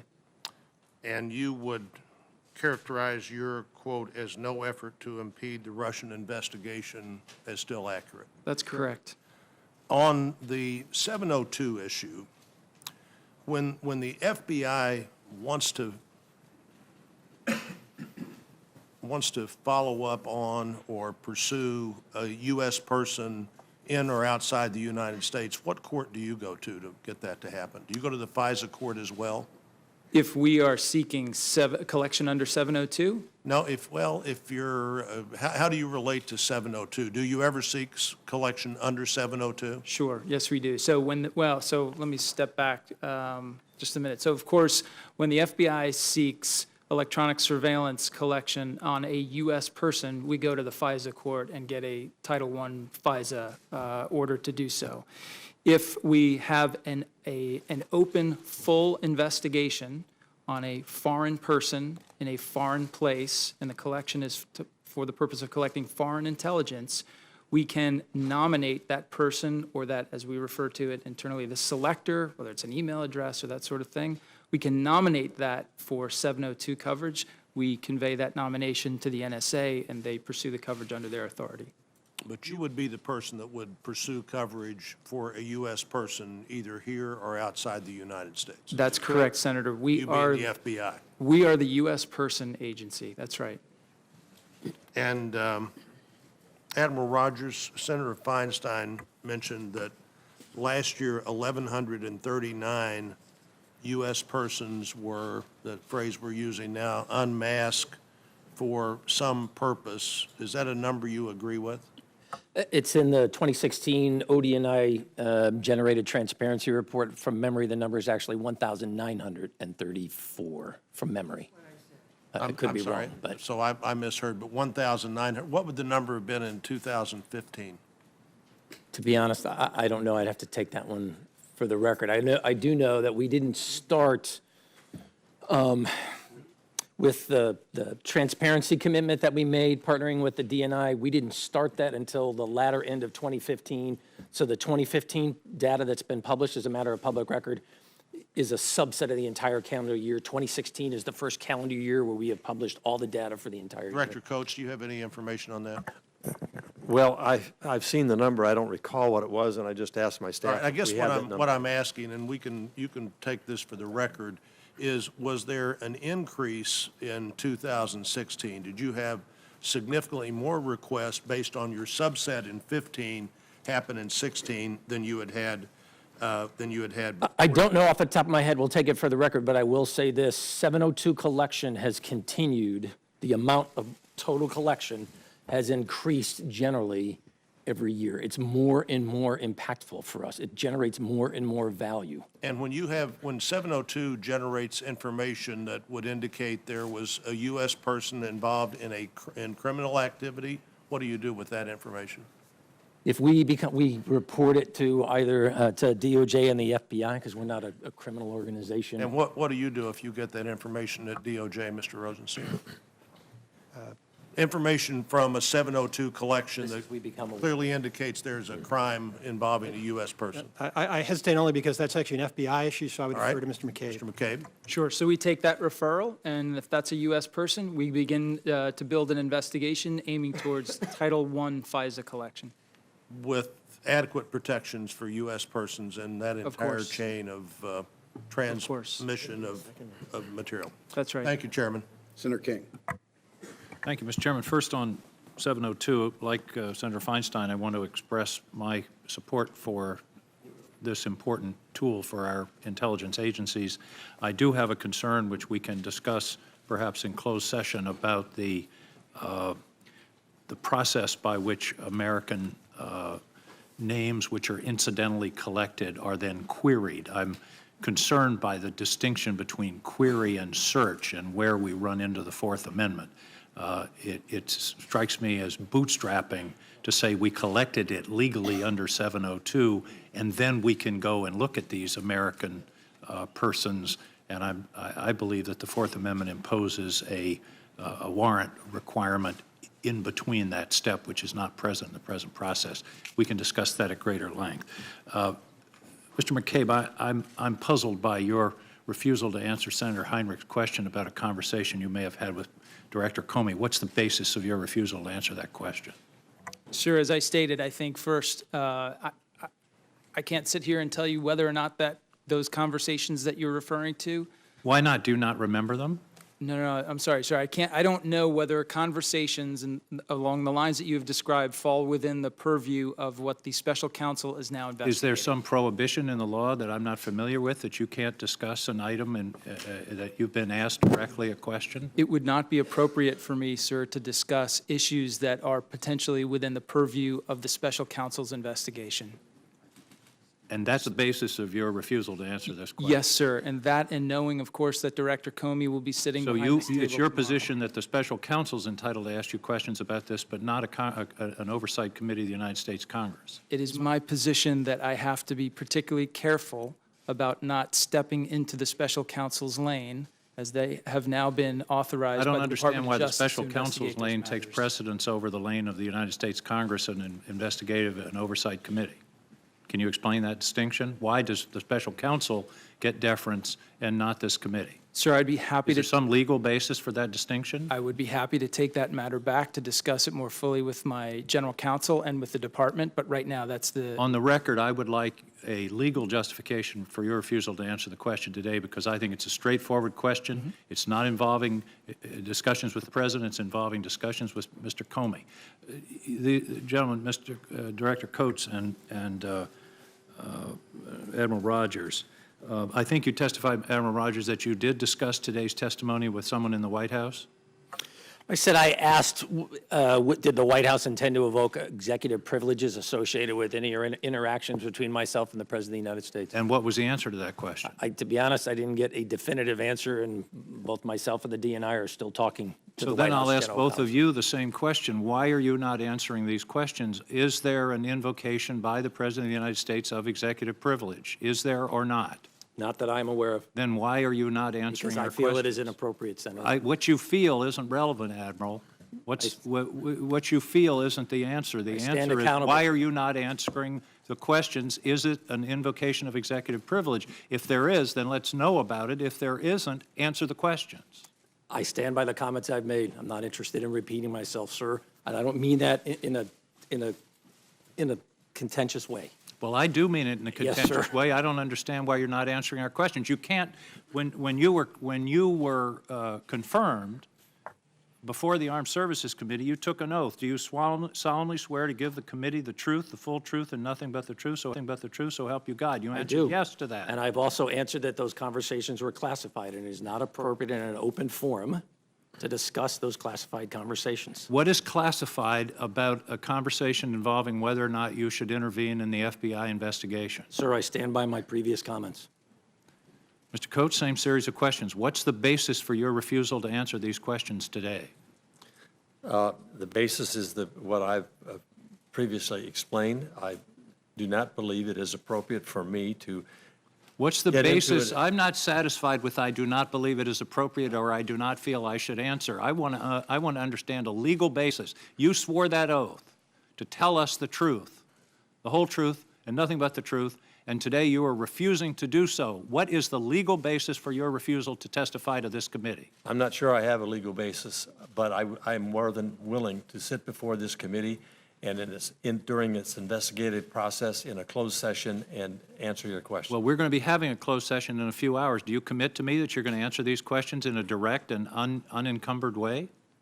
Well, that closed session you're going to have in a few hours involves the staff going over the technicalities of a number of these issues and doesn't involve us, but Well, is it your testimony that will when call- you are before this committee in a closed session, you will answer these questions directly and unequivocally and without hesitation? I plan to do that, but I do have to work through the legal counsel at the White House relative to whether or not they're going to exercise executive. Admiral Rogers, will you answer these questions in a closed session? I likewise respond as the DNI has. I certainly hope that that is what happens. I believe that's the appropriate thing. But I do have to acknowledge, because of the sensitive nature and the executive privilege aspects of this, I need to be talking to the general counsel in the White House. I hope we come to a position where we can have this dialogue. I welcome that dialogue, sir. I hope so, too. And I would just add, in conclusion, that both of you testified you had never been pressured under 3 years. I would argue that you have waived executive privilege by, in effect, testifying as to something that didn't happen. And I believe you opened the door to these questions. And it is my belief that you are inappropriately refusing to answer these questions today. Thank you, Mr. Chairman.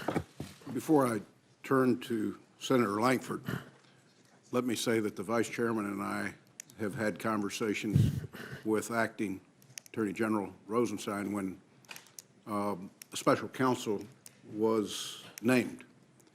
And as I had shared with the members of this committee prior to that, that as we carried out an investigation, there would come a point in time either with an investigation that was currently ongoing at the FBI, or if there was a special counsel with the special counsel, where there would be avenues that this committee could not explore. And it was my hope that already the Vice Chair and I would have had that conversation with the special counsel. We have not. We've made the request. We intend to have it. And I think that both of us anticipated that we would reach this point at some point in the investigation. We are there where there are some things that will fall into the special counsel and/or an active investigation, Vice Chairman. Let me just say, though, that at this point, we've not had that conversation with Mr. Mueller. We've not been waived off on any subject. And the way I'm hearing all of you gentlemen is that Mr. Mueller has not waived you off from answering any of these questions. Is that correct?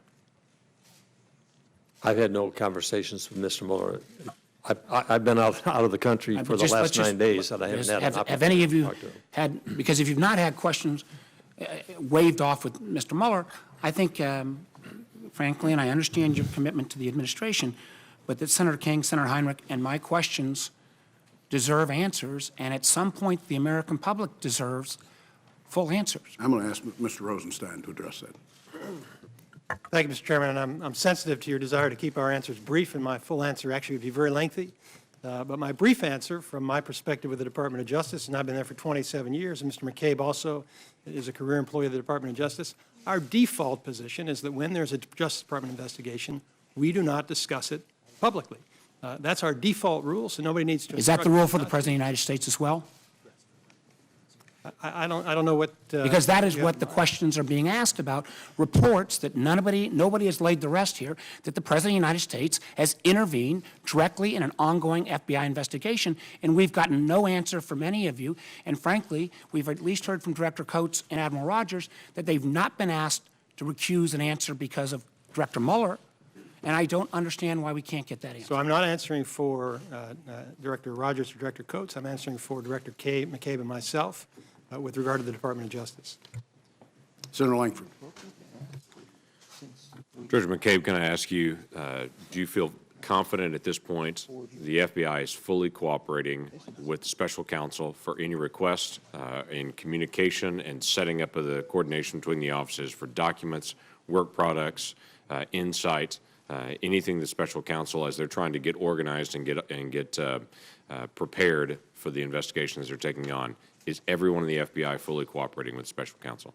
Absolutely, sir. I'm absolutely confident of that. We have a robust relationship with the Special Counsel's Office, and we are supporting them with personnel and resources in any way they request. Thank you. Admiral Rogers, this spring, NSA decided to stop doing about queries. That was a long conversation that's happened there. It's now come out in the public about that conversation, that was identified as a problem. The court agreed with that, and that has been stopped. What I need to ask you is, who first identified that as a problem?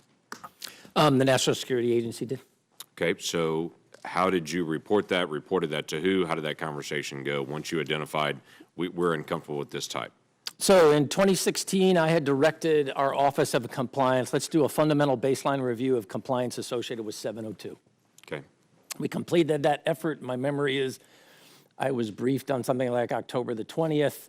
That led me to believe the technical solution that we put in place is not working with the reliability that's necessary here. I then, from memory, went to the Department of Justice and then on to the FISA court at the end of October. I think it was something like the 26th of October, and we informed the court, we have a compliance issue here, and we're concerned that there's an underlying issue with the technical solution we've put in place. We told the court we were going to need some period of time to work our way through that. The court granted us that time. In return, the court also said, we will allow you to continue 702 under the 16 authorizations, but we will not reauthorize 17 until you show us that you have addressed this. We then went through an internal process, interacted with the Department of Justice as well as the court, and by March, we had come to a solution that the FISA court was comfortable with. The court then authorized us to execute that solution and also then granted us authority for the 702 effort. So you reported initially to the court this is an issue, or the court initially came to you and said we have an issue? I went to the court and said we have an issue. And the court said we agree we have a problem as well? Jack. And then it got held up, went through the process of review, and the court is now signed off on the other 16. That is correct. So how does this harm your collection capabilities to be able to not do the about collections? So I acknowledge that in doing this, we were going to lose some intelligence value, but my concern was I just felt it was important. We needed to be able to show that we're fully compliant with the law. And the technical solution we had put in place, I just didn't think was generating the level of reliability. And as a result of that, I said, we need to make the change. I will say this, and the FISA's court opinion also says the same thing. I also told the court at the time, if we can work that technical solution in a way it generates greater reliability, I would potentially come back to the Department of Justice and the court to recommend that we reinstitute it. In fact, the court acknowledged that in their certification. When you say greater reliability, tell me what you mean by that. Because it was generating errors. Our Office of Compliance highlighted the specific number of cases in 2016, and I thought to myself, clearly it's not working as we think it is. We were doing queries unknowingly to the operator in a handful of situations against U.S. persons, and I just said, hey, that is not in accordance with the intent of the law. Yeah, clearly, it's not only the intent, it's the actual statute Correct, right, the itself statute, right. that we protect U.S. persons from. Yes, sir. This is foreign directed. So what I'm hearing from you is the accountability system worked. Yes, sir. That the issue rose up, we're collecting, we do have information on U.S. persons. We don't want to get that information. Immediately, the process started going through to be able to stop it. The court then put the final stop on it. It was corrected, and then that's now cleared. Yes, sir, and in fact, we're purging the data as well. Not only have we stopped doing it, but we're purging the data that we had collected under the previous authorization. So the issue on 702, most Oklahomans that I interact with don't know the term 702. But if I ask them, should we collect information on terrorist organizations and terrorists overseas who are planning to carry out attacks on us and our allies, they don't hesitate. They say, absolutely, we should do that. Now, they don't want collection on themselves and their mom, but they absolutely want us to be able to target terrorists. And so the issue I think when we talk about 702 on this dais is a normal conversation back home, that if we miss something internationally, everyone says, I thought we were doing this. Why aren't we? So I fully appreciate the civil liberties conversation, the privacy questions. Those are things I'm also passionate about. And it's very interesting for me to be able to hear from you that you're passionate about and NSA is passionate about to make sure that we're not collecting on Americans. So I appreciate that. And in this case, when it comes out in the public media that this has occurred, it actually shows the system itself worked. When there was a query going on that was collecting on Americans, it was stopped immediately, data's purged. But we're still continuing to be able to target on threats internationally. And I do appreciate that. Thank you. I appreciate you back the time. Senator Manchin. Thank you, Mr. Chairman. I want to thank all four of you for your service. And you all are held at the highest, I think the highest regards by your colleagues and your peers. And I think that speaks volumes of the character of all four of you. And I appreciate that very much. We have a committee here, which I'm so proud to be service of. I'm brand new on the committee. This is my first time at this. And I don't think there's a person up here that doesn't want to find out the facts and the truth and be able to go back home and explain to the Democrat and Republican colleagues, and no matter what political persuasion, that we have gotten the facts. We got it from our intel, which we truly appreciate and respect the quality of job and work that you do. And this is our findings. We're having a hard time getting there, as you can tell, and I respect where you all are coming from. I hope you could understand that sooner or later we're going to have to. There has to be one element of this government that the public can look at and said, this is not politically motivated. This is not a witch hunt. No one's trying to harm anybody. We just want to do the business of our government and our country and do the best that we can for that and make sure that they have the confidence in the people that they've put at the head and have elected. That's what we're trying to get to. Today's been very difficult by me sitting here listening to some of the answers and an inability to answer some of the questions. If the Intelligence Committee in the Senate cannot get answers we know in an open setting like this, are these answers that we're asking, the questions that were simply asked today, would they be given into a classified intel setting that we would have? Could you answer differently than what you've given us an open session? I think, Director Coates, you said that you would be able to answer differently in a... I think I've made that very clear. Yes. I've tried to. Admiral Rogers, would you be able to? And likewise, I certainly hope so. Mr. Rosenstein, would you? Senator, speaking for Mr. McCabe and myself, we have been involved in managing the criminal investigation. And so I would ask that you, as Chairman Bear suggested, it's really appropriate for Director Mueller, since we've turned over control of that investigation to him, to make the determination in the first instance about what we can and can't speak about. So I would encourage you to use Mr. Mueller as your point person as to whether or not it's appropriate to reveal that information. Well, let's just say that the questions that was asked to Mr. McCabe, I think they weren't anything on the investigation side. It was asked pretty personal, directly. Could you answer differently in a classified setting, sir? I would reiterate the DAG's comments that it's at this point, with the special counsel involved, it would be appropriate for the committee to have an understanding with the special counsel's office as to where those questions would go. But I would also point out that as we have historically, when we are investigating sensitive matters in which operational security is of utmost importance, members of the intelligence community typically come and brief the leadership congressional leadership on sensitive investigative matters. We have done so. I have done so. Director Comey has done so prior to the appointment of the special counsel. And some of the questions that you have asked this morning were addressed in those closed, very restricted, very small settings. Well, let me say this, that if it would be the desire of the chairman and vice chairman, if we could, since we have a classified hearing scheduled for 2 o'clock this afternoon, would you all make yourself available? Since it doesn't linger on, there's been a lot of questions, a lot of anticipation, a lot of build-up anxiety, if you will. I think you could really help an awful lot of us clear the day up, if you will. If I could address the senator's question, this afternoon is set with technical people to walk us through 702. Rest assured that we will take the first available opportunity to have people back in closed session to address those questions that they can address.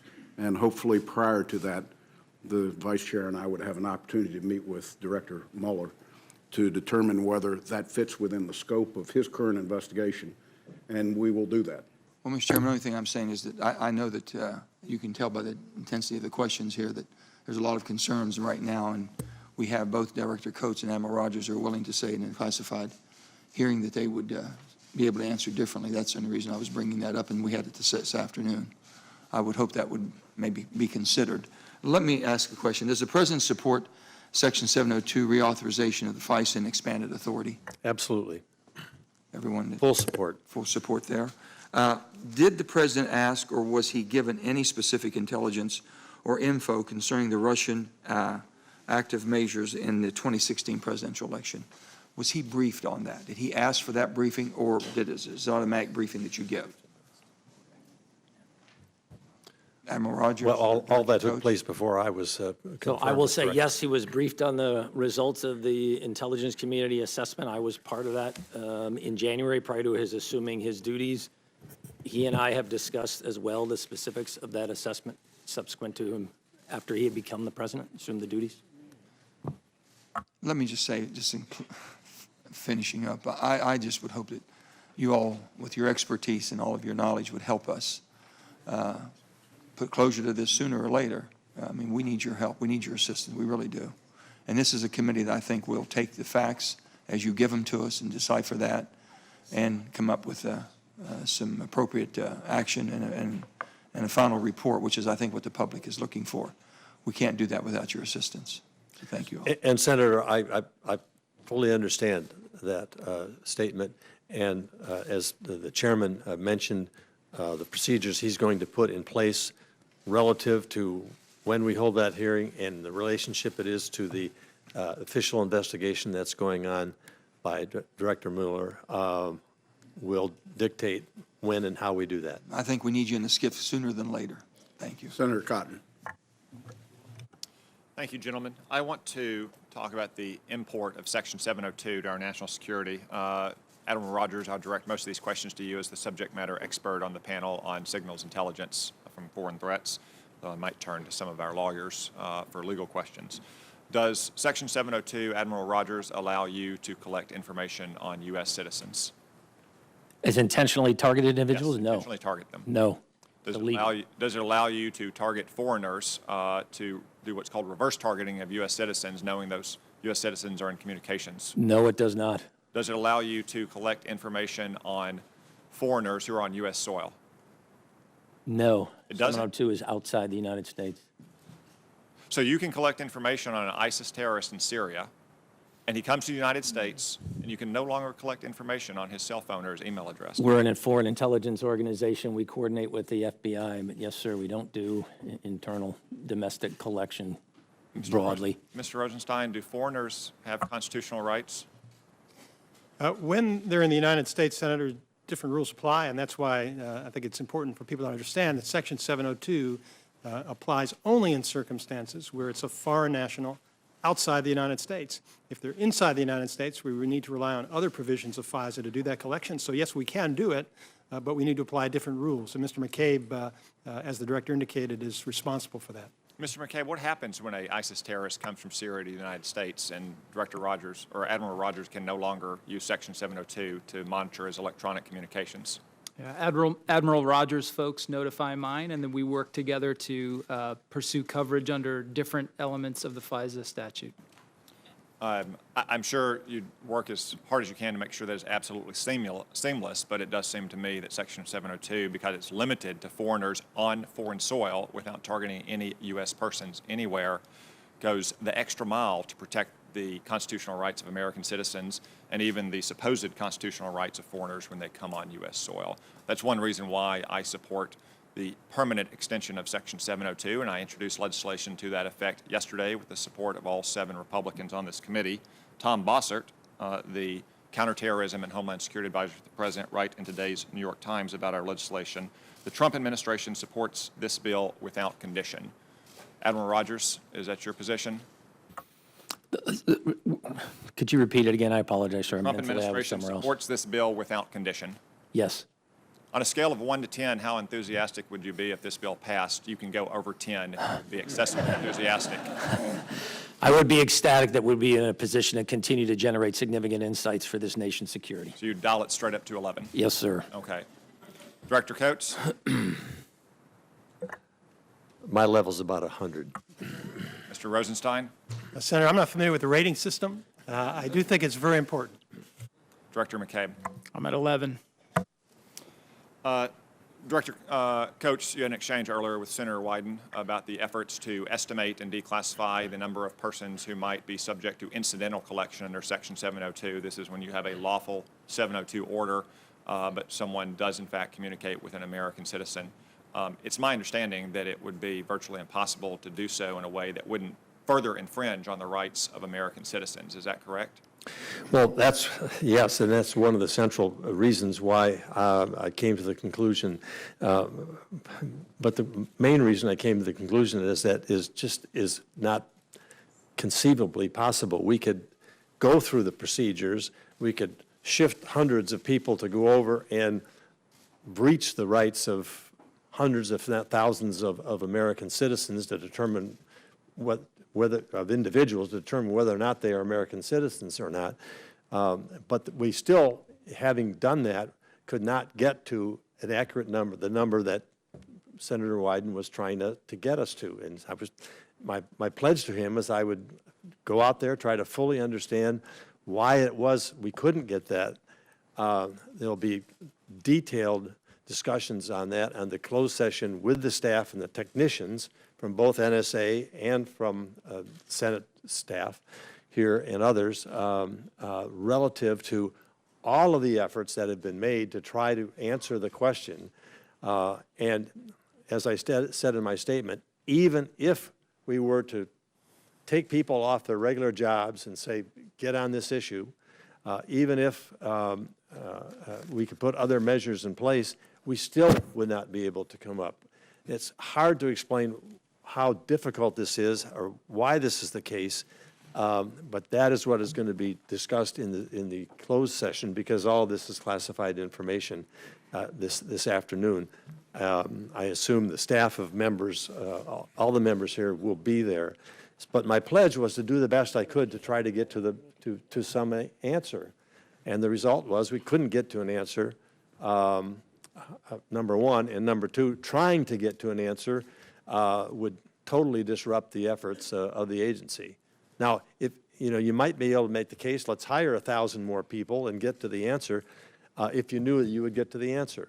Admiral Rogers has told me, I hope he doesn't mind me saying this, that if someone else out there knows how to get to it, he's welcome to have them come out and tell NSA how to do it. But everybody says you can get to the number, it's easy, there's all kinds of agencies out there that can do it. I think you might welcome the advice if they wanted to do that.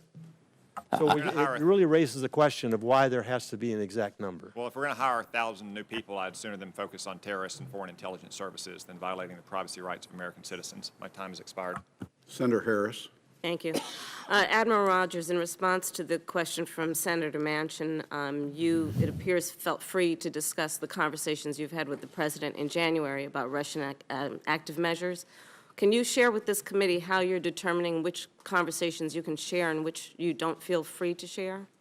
Ma'am, the fact that we briefed the President previously, both went up to New York and previously is a matter of public record. So if it's a matter of public record, then you feel free to discuss those conversations? If it's not classified, you can keep trying to trip me up. It's Senator, not- if you could I get to respond, please, ma'am? No, sir. No. Okay. Are you saying that if it is classified, you will not discuss it? And then my follow-up question obviously would be, do you believe that discussion of Russian active measures is not the subject of classified information? I stand by my previous comments. Thank you. Mr. Rosenstein, when you appointed a special counsel on May 17th, you stated, quote, "Based upon the unique circumstances, the public interest requires me to place this investigation under the authority of a person who exercises a degree of independence from the normal chain of command." The order you issued along with that statement provides that 28 CFR 600.4 through 10 were applicable. Those are otherwise known as the special counsel regulations. Is that correct? Yes, Senator. And it states that the special counsel, quote, "shall not be subject to the day-to-day supervision of any official of the department. However, the regulations permit you, as acting Attorney General for this matter, to override Director Mueller's investigative and prosecutorial decisions under specified circumstances." Is that correct? Yes, Senator. And it also provides that you may fire or remove Director Mueller under specified circumstances. Is that correct? Yes. And you indicated in your statement that you chose a person who exercises a degree of independence, not full independence from the normal chain of command. So my question is this. In December of 2003, then Attorney General John Ashcroft recused himself from the investigation into the leak that led to the disclosure of Valerie Plame's identity as a CIA officer. The acting Attorney General at the time was Jim Comey. He appointed a special counsel, Patrick Fitzgerald, to take over the matter. In a letter dated December 30th of 2003, Mr. Comey wrote the following to Mr. Fitzgerald, quote, "I direct you to exercise the authority as special counsel independent of the supervision or control of any officer of the department." In a subsequent letter dated February 6, 2004, Mr. Comey wrote to clarify the earlier letter stating that his delegation of authority to Mr. Fitzgerald was, quote, "plenary." Moreover, it said that my, quote, "conferral on you of the title of special counsel in this matter should not be misunderstood to suggest that your position and authorities are defined or limited by 28 CFR Part 600. Those are the special counsel regulations we discussed. So, would you agree, Mr. Rosenstein, to provide a letter to Director Mueller, similarly, providing that Director Mueller has the authority as special counsel, quote, "independent of the supervision or control of any officer of the department," and ensure that Director Mueller has the authority that is plenary and not, quote, "defined or limited by the special counsel regulations"? Well, Senator, I'm very sensitive about time, and I'd like to have a very lengthy conversation and explain that all to you. I tried to do that Can you give me a yes or no answer, in the please? closed briefing. Well, it's not a short answer, Senator. The answer It is either you are willing to Well- do that or not, as we have precedent in Well, that the- regard. But Mr. Chairman, they should be allowed to answer the question. It's a long question you pose, Senator, and I fully appreciate the import of your question, and I'll get to the answer. My quibble with you is Pat Fitzgerald is a very principled, very independent person. I have a lot of respect for him. Pat Fitzgerald could have been fired by the president because he was a United States attorney. Robert Mueller cannot, because he's protected by those special counsel regulations. So although it's theoretically true that there are circumstances where he could be removed by the acting Attorney General, which for this case at this time is me, your assurance of his independence is Robert Mueller's integrity and Andy McCabe's integrity and my integrity and those regulations. Sir, if I may, the greater assurance is not that you and I believe in Director Mueller's integrity, which I have no question about Mr. Mueller's integrity. It is that you would put in writing an indication based on your authority as the acting Attorney General that he has full independence in regards to the investigations that are before him. Are you willing or are you not willing to give him the authority to be fully independent of your ability statutorily and legally to fire him? He has the Yes or no, sir? He has the full independence that is authorized by those regulations. And Are Senator, you as I willing to said, do as has been done before? With the senator suspend, the chair is going to exercise its right to allow the witnesses to answer the question And the committee is on notice to provide the witnesses the courtesy, which has not been extended all the way across, extend the courtesy for questions to get answered. Mr. Chairman, respectffully. Mr. Rosenstein, I would point will out you- that this witness has joked with the, as we all have, The the senator will ability to suspend. filibuster. Mr. Rosenstein, would you like to thoroughly answer Thank the you, Mr. question? Chairman. Senator, I'm not joking. The truth is, I have a lot of experience with these issues, and I could speak to you for a very long time about it, and I'm sympathetic. I appreciate the 5-minute limit. That's not my limit. But the answer is, this originated, as you may know, with the independent counsel statute. And I worked for an independent counsel, and I worked in the department during the independent counsel era when independent counsels were appointed by authorization of the Senate. They were appointed by federal judges, and they had essentially the authority equivalent to the Attorney General. That statute sunsetted, and the majority of members of this body concluded that that was appropriate because they did not want special independent counsels who were 100% independent of the Department of Justice. That was a determination made by the legislature. Now, I know the folks at the department who drafted this regulation under Janet Reno, and they drafted it to deal with this type of circumstance. And the idea was that there would be some circumstances where, because of unusual events, it was appropriate to appoint somebody from outside the department, not somebody like Pat Fitzgerald, who was a U.S. attorney who could be fired, but somebody from outside the department who could be trusted to conduct this investigation independently and could be given an appropriate degree of independence. Now, under the regulation, he has, I believe, adequate authority to conduct this investigation. And your ultimate check, Senator, is, number one, the integrity of the people involved in the investigation, but number two, the fact that if he were overruled or if he were fired, we would be required under the regulation to report to the Congress. And so I believe that's an appropriate check. And so while I realize that theoretically anybody could be fired, and so there's a potential for undermining an investigation, I am confident, Senator, that Director Mueller, Mr. McCabe, and I, and anybody else who may fill those positions in the future will protect the integrity of that investigation. That's my commitment to you, and that's the guarantee that you and the American people have. Senator So is Cornyn. that a no? Senator Cornyn. Well, seems to be one thing we all agree on, at least so far based on the questions and the comments, and that is that 702 is an important tool for the intelligence community and one that needs to be preserved. And I agree with Senator Cotton that it should be extended without a sunset provision as currently written. So it's good to have one thing we agree on. But I want to ask Director Coates and perhaps Admiral Rogers if you want to comment on this as well. As I understand the framework of 702, it is to intentionally not target American citizens. It is to intentionally target foreign persons and to not collect information from American citizens except by way of incidental collection. And I think you've described, Admiral Rogers, the extensive procedures that the law requires and that NSA practices have in place to minimize the access of anybody in the intelligence community to that U.S. person. And indeed, you've talked about purging incidental collection that was made in the course of a 702 investigation.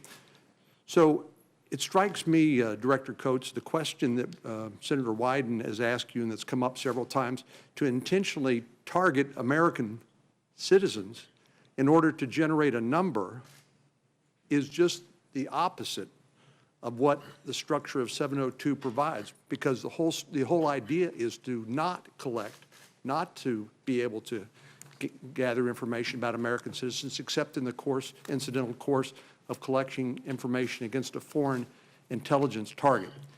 Is that a fair statement? That's fair in my mind, and it was a central piece of the information of fact that caused me to come to the conclusion that this would do just exactly what you said. You're breaching someone's privacy to determine whether or not they are an American person. To generate a list for Congress. It potentially could, yes, to generate a list for Congress. That wasn't the only basis on which we made the decision, but that was an essential basis. Thank you. I want to ask a little bit more about the minimization procedures and the importance of those, and a little bit about unmasking of U.S. persons' names that Admiral Rogers and others have, Director Coates, you've talked about. You've explained the process and the elaborate procedures that are in place to make sure that this is not done accidentally or casually.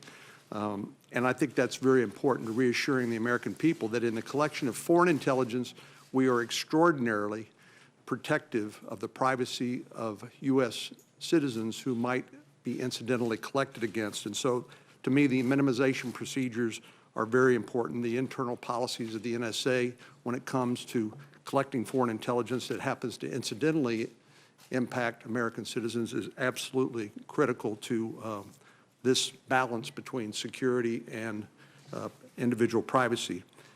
Perhaps this is a question for Mr. Rosenstein, though, and maybe Director McCabe. If someone is to use the unmasking process for a political purpose, is that potentially a crime? Yes, Senator.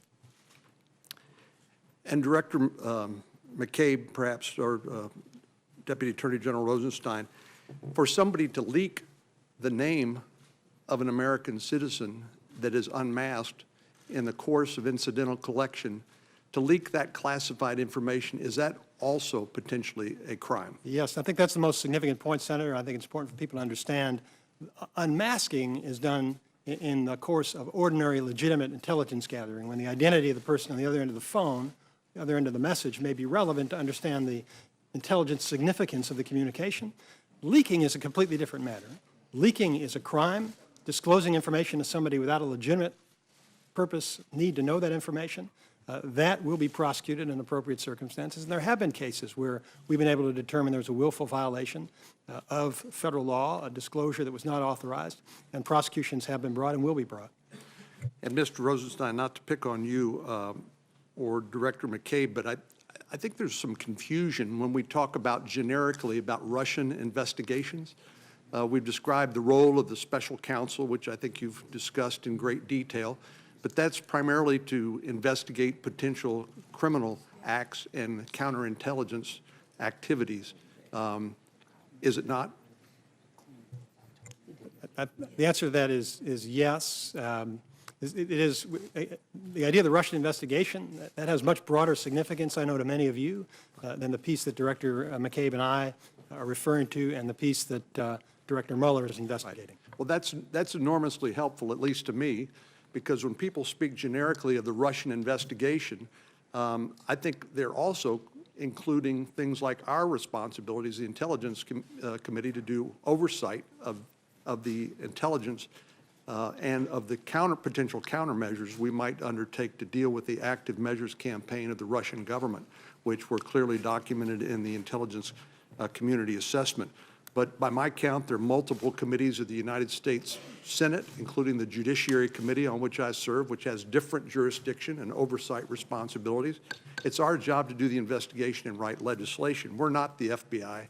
We're not the special counsel. We're not the Department of Justice.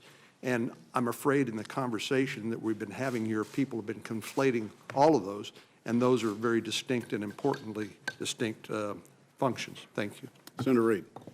Oh, thank you very much, Mr. Chairman. Director McCabe, on May 11th, you testified, quote, Director Comey enjoyed broad support when the FBI and still does to this day, and then you added that you hold him in the absolute highest regard. Is still that the case?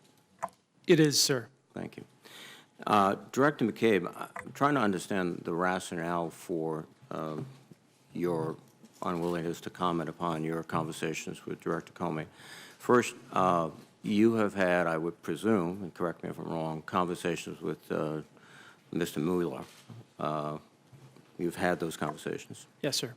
You're fully familiar with the scope of the investigation, since you've dealt with not only Mr. Mueller, but also with I am, sir, but I think it's important to note that Mr. Mueller and his team are currently in the process of determining what that scope is. And much in the way that Senator Cornyn just referred to, the FBI maintains a much broader responsibility to continue investigating issues relative to potential Russian counterintelligence activity and threats posed to us from our Russian adversaries.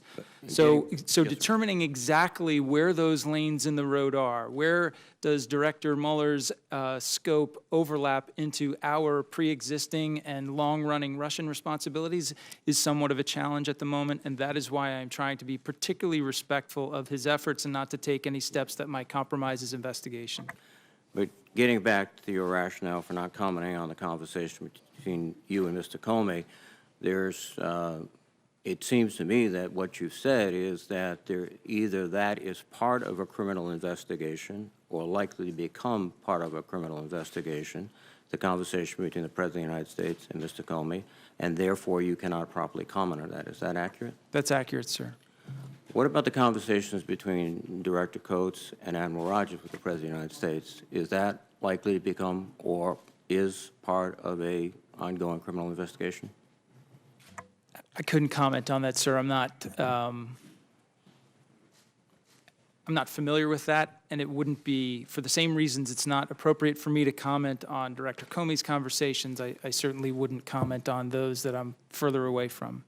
Mr. Rosenstein, are you aware of the possibility of an investigation, the conversations that Director Coates and Admiral Rogers have had with the President? My familiarity with that, Senator, is limited to what I read in the newspaper this morning and what we heard here today. Okay. Director Coates, have you had any contact with the Special Prosecutor or any?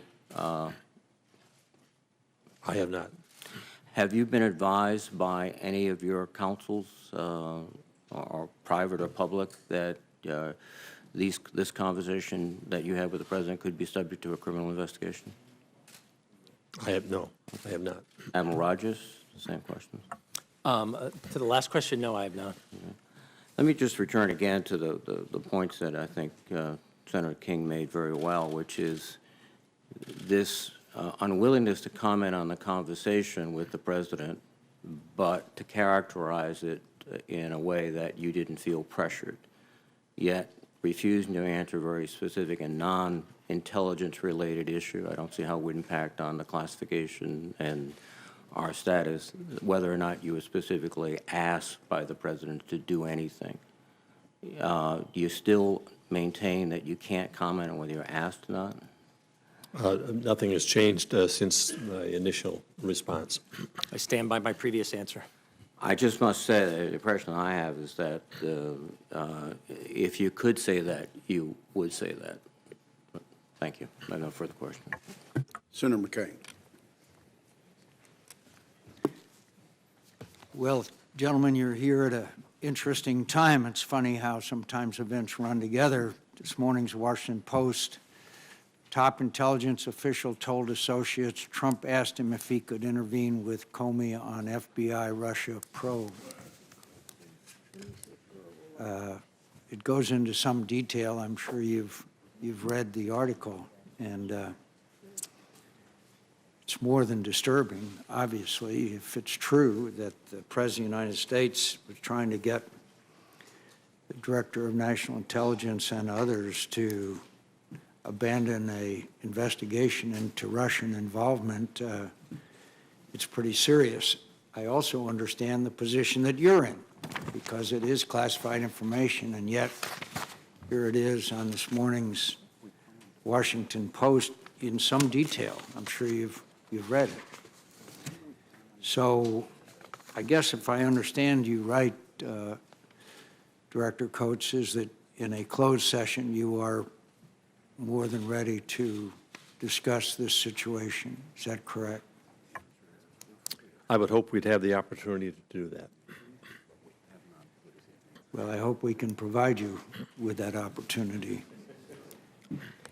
You know, it's just shows what kind of an Orwellian existence that we live in. I mean, it's detailed, as you know from reading the story, as to when you met, what you discussed. et cetera, and yet, here in a public hearing before the American people, we can't talk about what was described in detail in this morning's Washington Post. Do you want to comment on that, Dan? Are you asking me? Comment on the integrity of the Washington Post reporting? I guess I've been around town long. It's pretty detailed. I guess I've been around town long enough to say, not take everything at face value that's printed in the Post. I served on the committee here and often saw that information that we had been discussed had been reported, but that wasn't always accurate. But I think this is the response that I gave to the Post was that I did not want to publicly share what I thought were private conversations with the President of the United States. Most of them, almost all of them, intelligence-related and classified. I didn't think it was appropriate to do so in an open, for the Post to report what it reported or do that in an open session. Well, it's an unfortunate situation that you're sitting there because it's classified information, and this morning's Washington Post describes in some detail, not just outline, but times and dates and subjects that are being discussed. And I'm certainly not blaming you, but it certainly is an interesting town in which we exist. Yeah, just because it's published in the Washington Post doesn't mean it's now unclassified. But unfortunately, whether it's classified or not, it's now out to the world, which is obviously not your fault, but describes dates and times and who met with who. And so, well, do you want to tell us any more about the Russian involvement in our election that we don't already know from reading the Washington Post?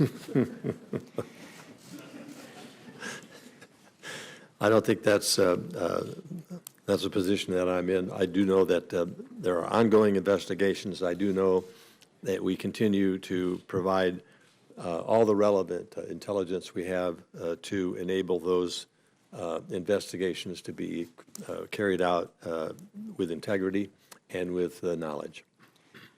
Well, it must be a bit frustrating to you in protecting what is clearly sensitive information and then to read all about it in the Washington Post. You have my sympathy, and I expressed that at your confirmation hearing, doubting your sanity. So, Admiral, you got anything to say about it? No, sir, other than, boy, some days I sure wish I was an ensign on the bridge of that destroyer again. I can understand that. I feel the same way. Mr. Rosenstein. Senator, I can't speak for anybody else, but I am proud to be here. I'm proud to be here with Director McCabe, and I'm sure he feels the same way. I do. Whatever that might mean. Thank you, Mr. Chairman. Thank you, Senator McCain. The chair is going to recognize Senator Wyden for one question on 702. Thank you very much, Mr. Chairman. I appreciate the courtesy. This one, Director Coates, I'd like a yes or no answer on. Can the government use FISA Act Section 702 to collect communications it knows are entirely domestic? Not to my knowledge. It would be against the law. Thank you, Mr. Chairman. Senator Warner. Again, I want to thank all the witnesses, but I come out of this hearing with more questions than when I went in. Gentlemen, you were both willing to somehow characterize your conversations with the president. You didn't feel pressure, but you wouldn't share the content. In the case of Admiral Rogers, we will have an independent third party that will at least provide some level of contemporaneous description of that conversation and obviously why there was concerns enough to to commit that to writing. I'm pretty frustrated that there is this deference to the special prosecutor, even though the special prosecutor has not talked to you. I'm concerned with the Deputy Attorney General, also deference to the special prosecutor, but there doesn't seem to be, and this committee and the chairman and I are committed to making sure that we appropriately deconflict. What we don't seem to have is the same commitment to find out whether the President of the United States tried to intervene directly with leaders of our intelligence community and ask them to back off or downplay. You've testified to your feelings response. Candidly, your feelings response is important, but the content of his communication with you is absolutely critical. And I guess I would just say, the president's not above the law. If the president intervenes in a conversation and intervenes in an investigation like that, would that not be subject of some concern, Mr. Rosenstein? Senator, if anybody obstructs a federal investigation, it would be a subject of concern. I don't care who they are. And I can commit to you, if you're looking for commitment from Mr. McCabe and from me, that if there is any credible allegation that anybody seeks to obstruct a federal investigation, it will be investigated appropriately, whether it's by Mr. McCabe, by me, by the special counsel. That's our responsibility, and we'll see to it. Well, I thank the chairman for the fact that we've been working on this in a bipartisan way, and we will ultimately have to get to the content of those conversations. Thank you. Director Coates, I know you've got to go. Give me 90 more seconds, if I could. And this question probably to you, Admiral Rogers. Have our partners globally used 702 intelligence to stop a terrorist attack? Yes, sir, and if we were to lose a 702 authority, I would fully expect leaders from some of our closest allies to put out one loud scream. And in most cases, didn't they take credit for our intelligence? They don't publicly talk about where it comes from, but we acknowledge NSA is a primary provider of insights. I just wanted to get on the record. Yes, sir. A host of nations. This is a global asset. Yes. That the war on terror has is 702. Sir. Now, Mr. Chairman, if I could just take the time you were trying to protect for me for my next appointment, to just say following, and I just want to repeat, following my interaction with my contemporaries in a number of European countries, they are deeply, deeply grateful to us for the information derived from 702 has saved what they said literally hundreds of lives. Well, certainly the committee is privy to those instances in a lot of cases, and we're grateful for that. And gentlemen, I want to thank you for your testimony. But before we adjourn, I would ask each of you to take a message back to the administration. You're in positions whereby you're required to keep this committee fully and currently informed of intelligence activities. In cases where the sensitivity of those activities would not be appropriate for the full committee or open session, there's a mechanism that you may use to brief the appropriate parties. It's sometimes often referred to as the Gang of 8 notification briefing, and I think without exception, everybody at the table has utilized that tool before. Congressional oversight of the intelligence activities of our government is necessary, and it must be robust. Thus, the provisions of this unique briefing mechanism, given the availability of that sensitive briefing avenue, at no time should you be in a position where you come to Congress without an answer. It may be in a different format, but the requirements of our oversight duties and your agencies demand it. With that, again, I thank you for being here. This hearing's adjourned.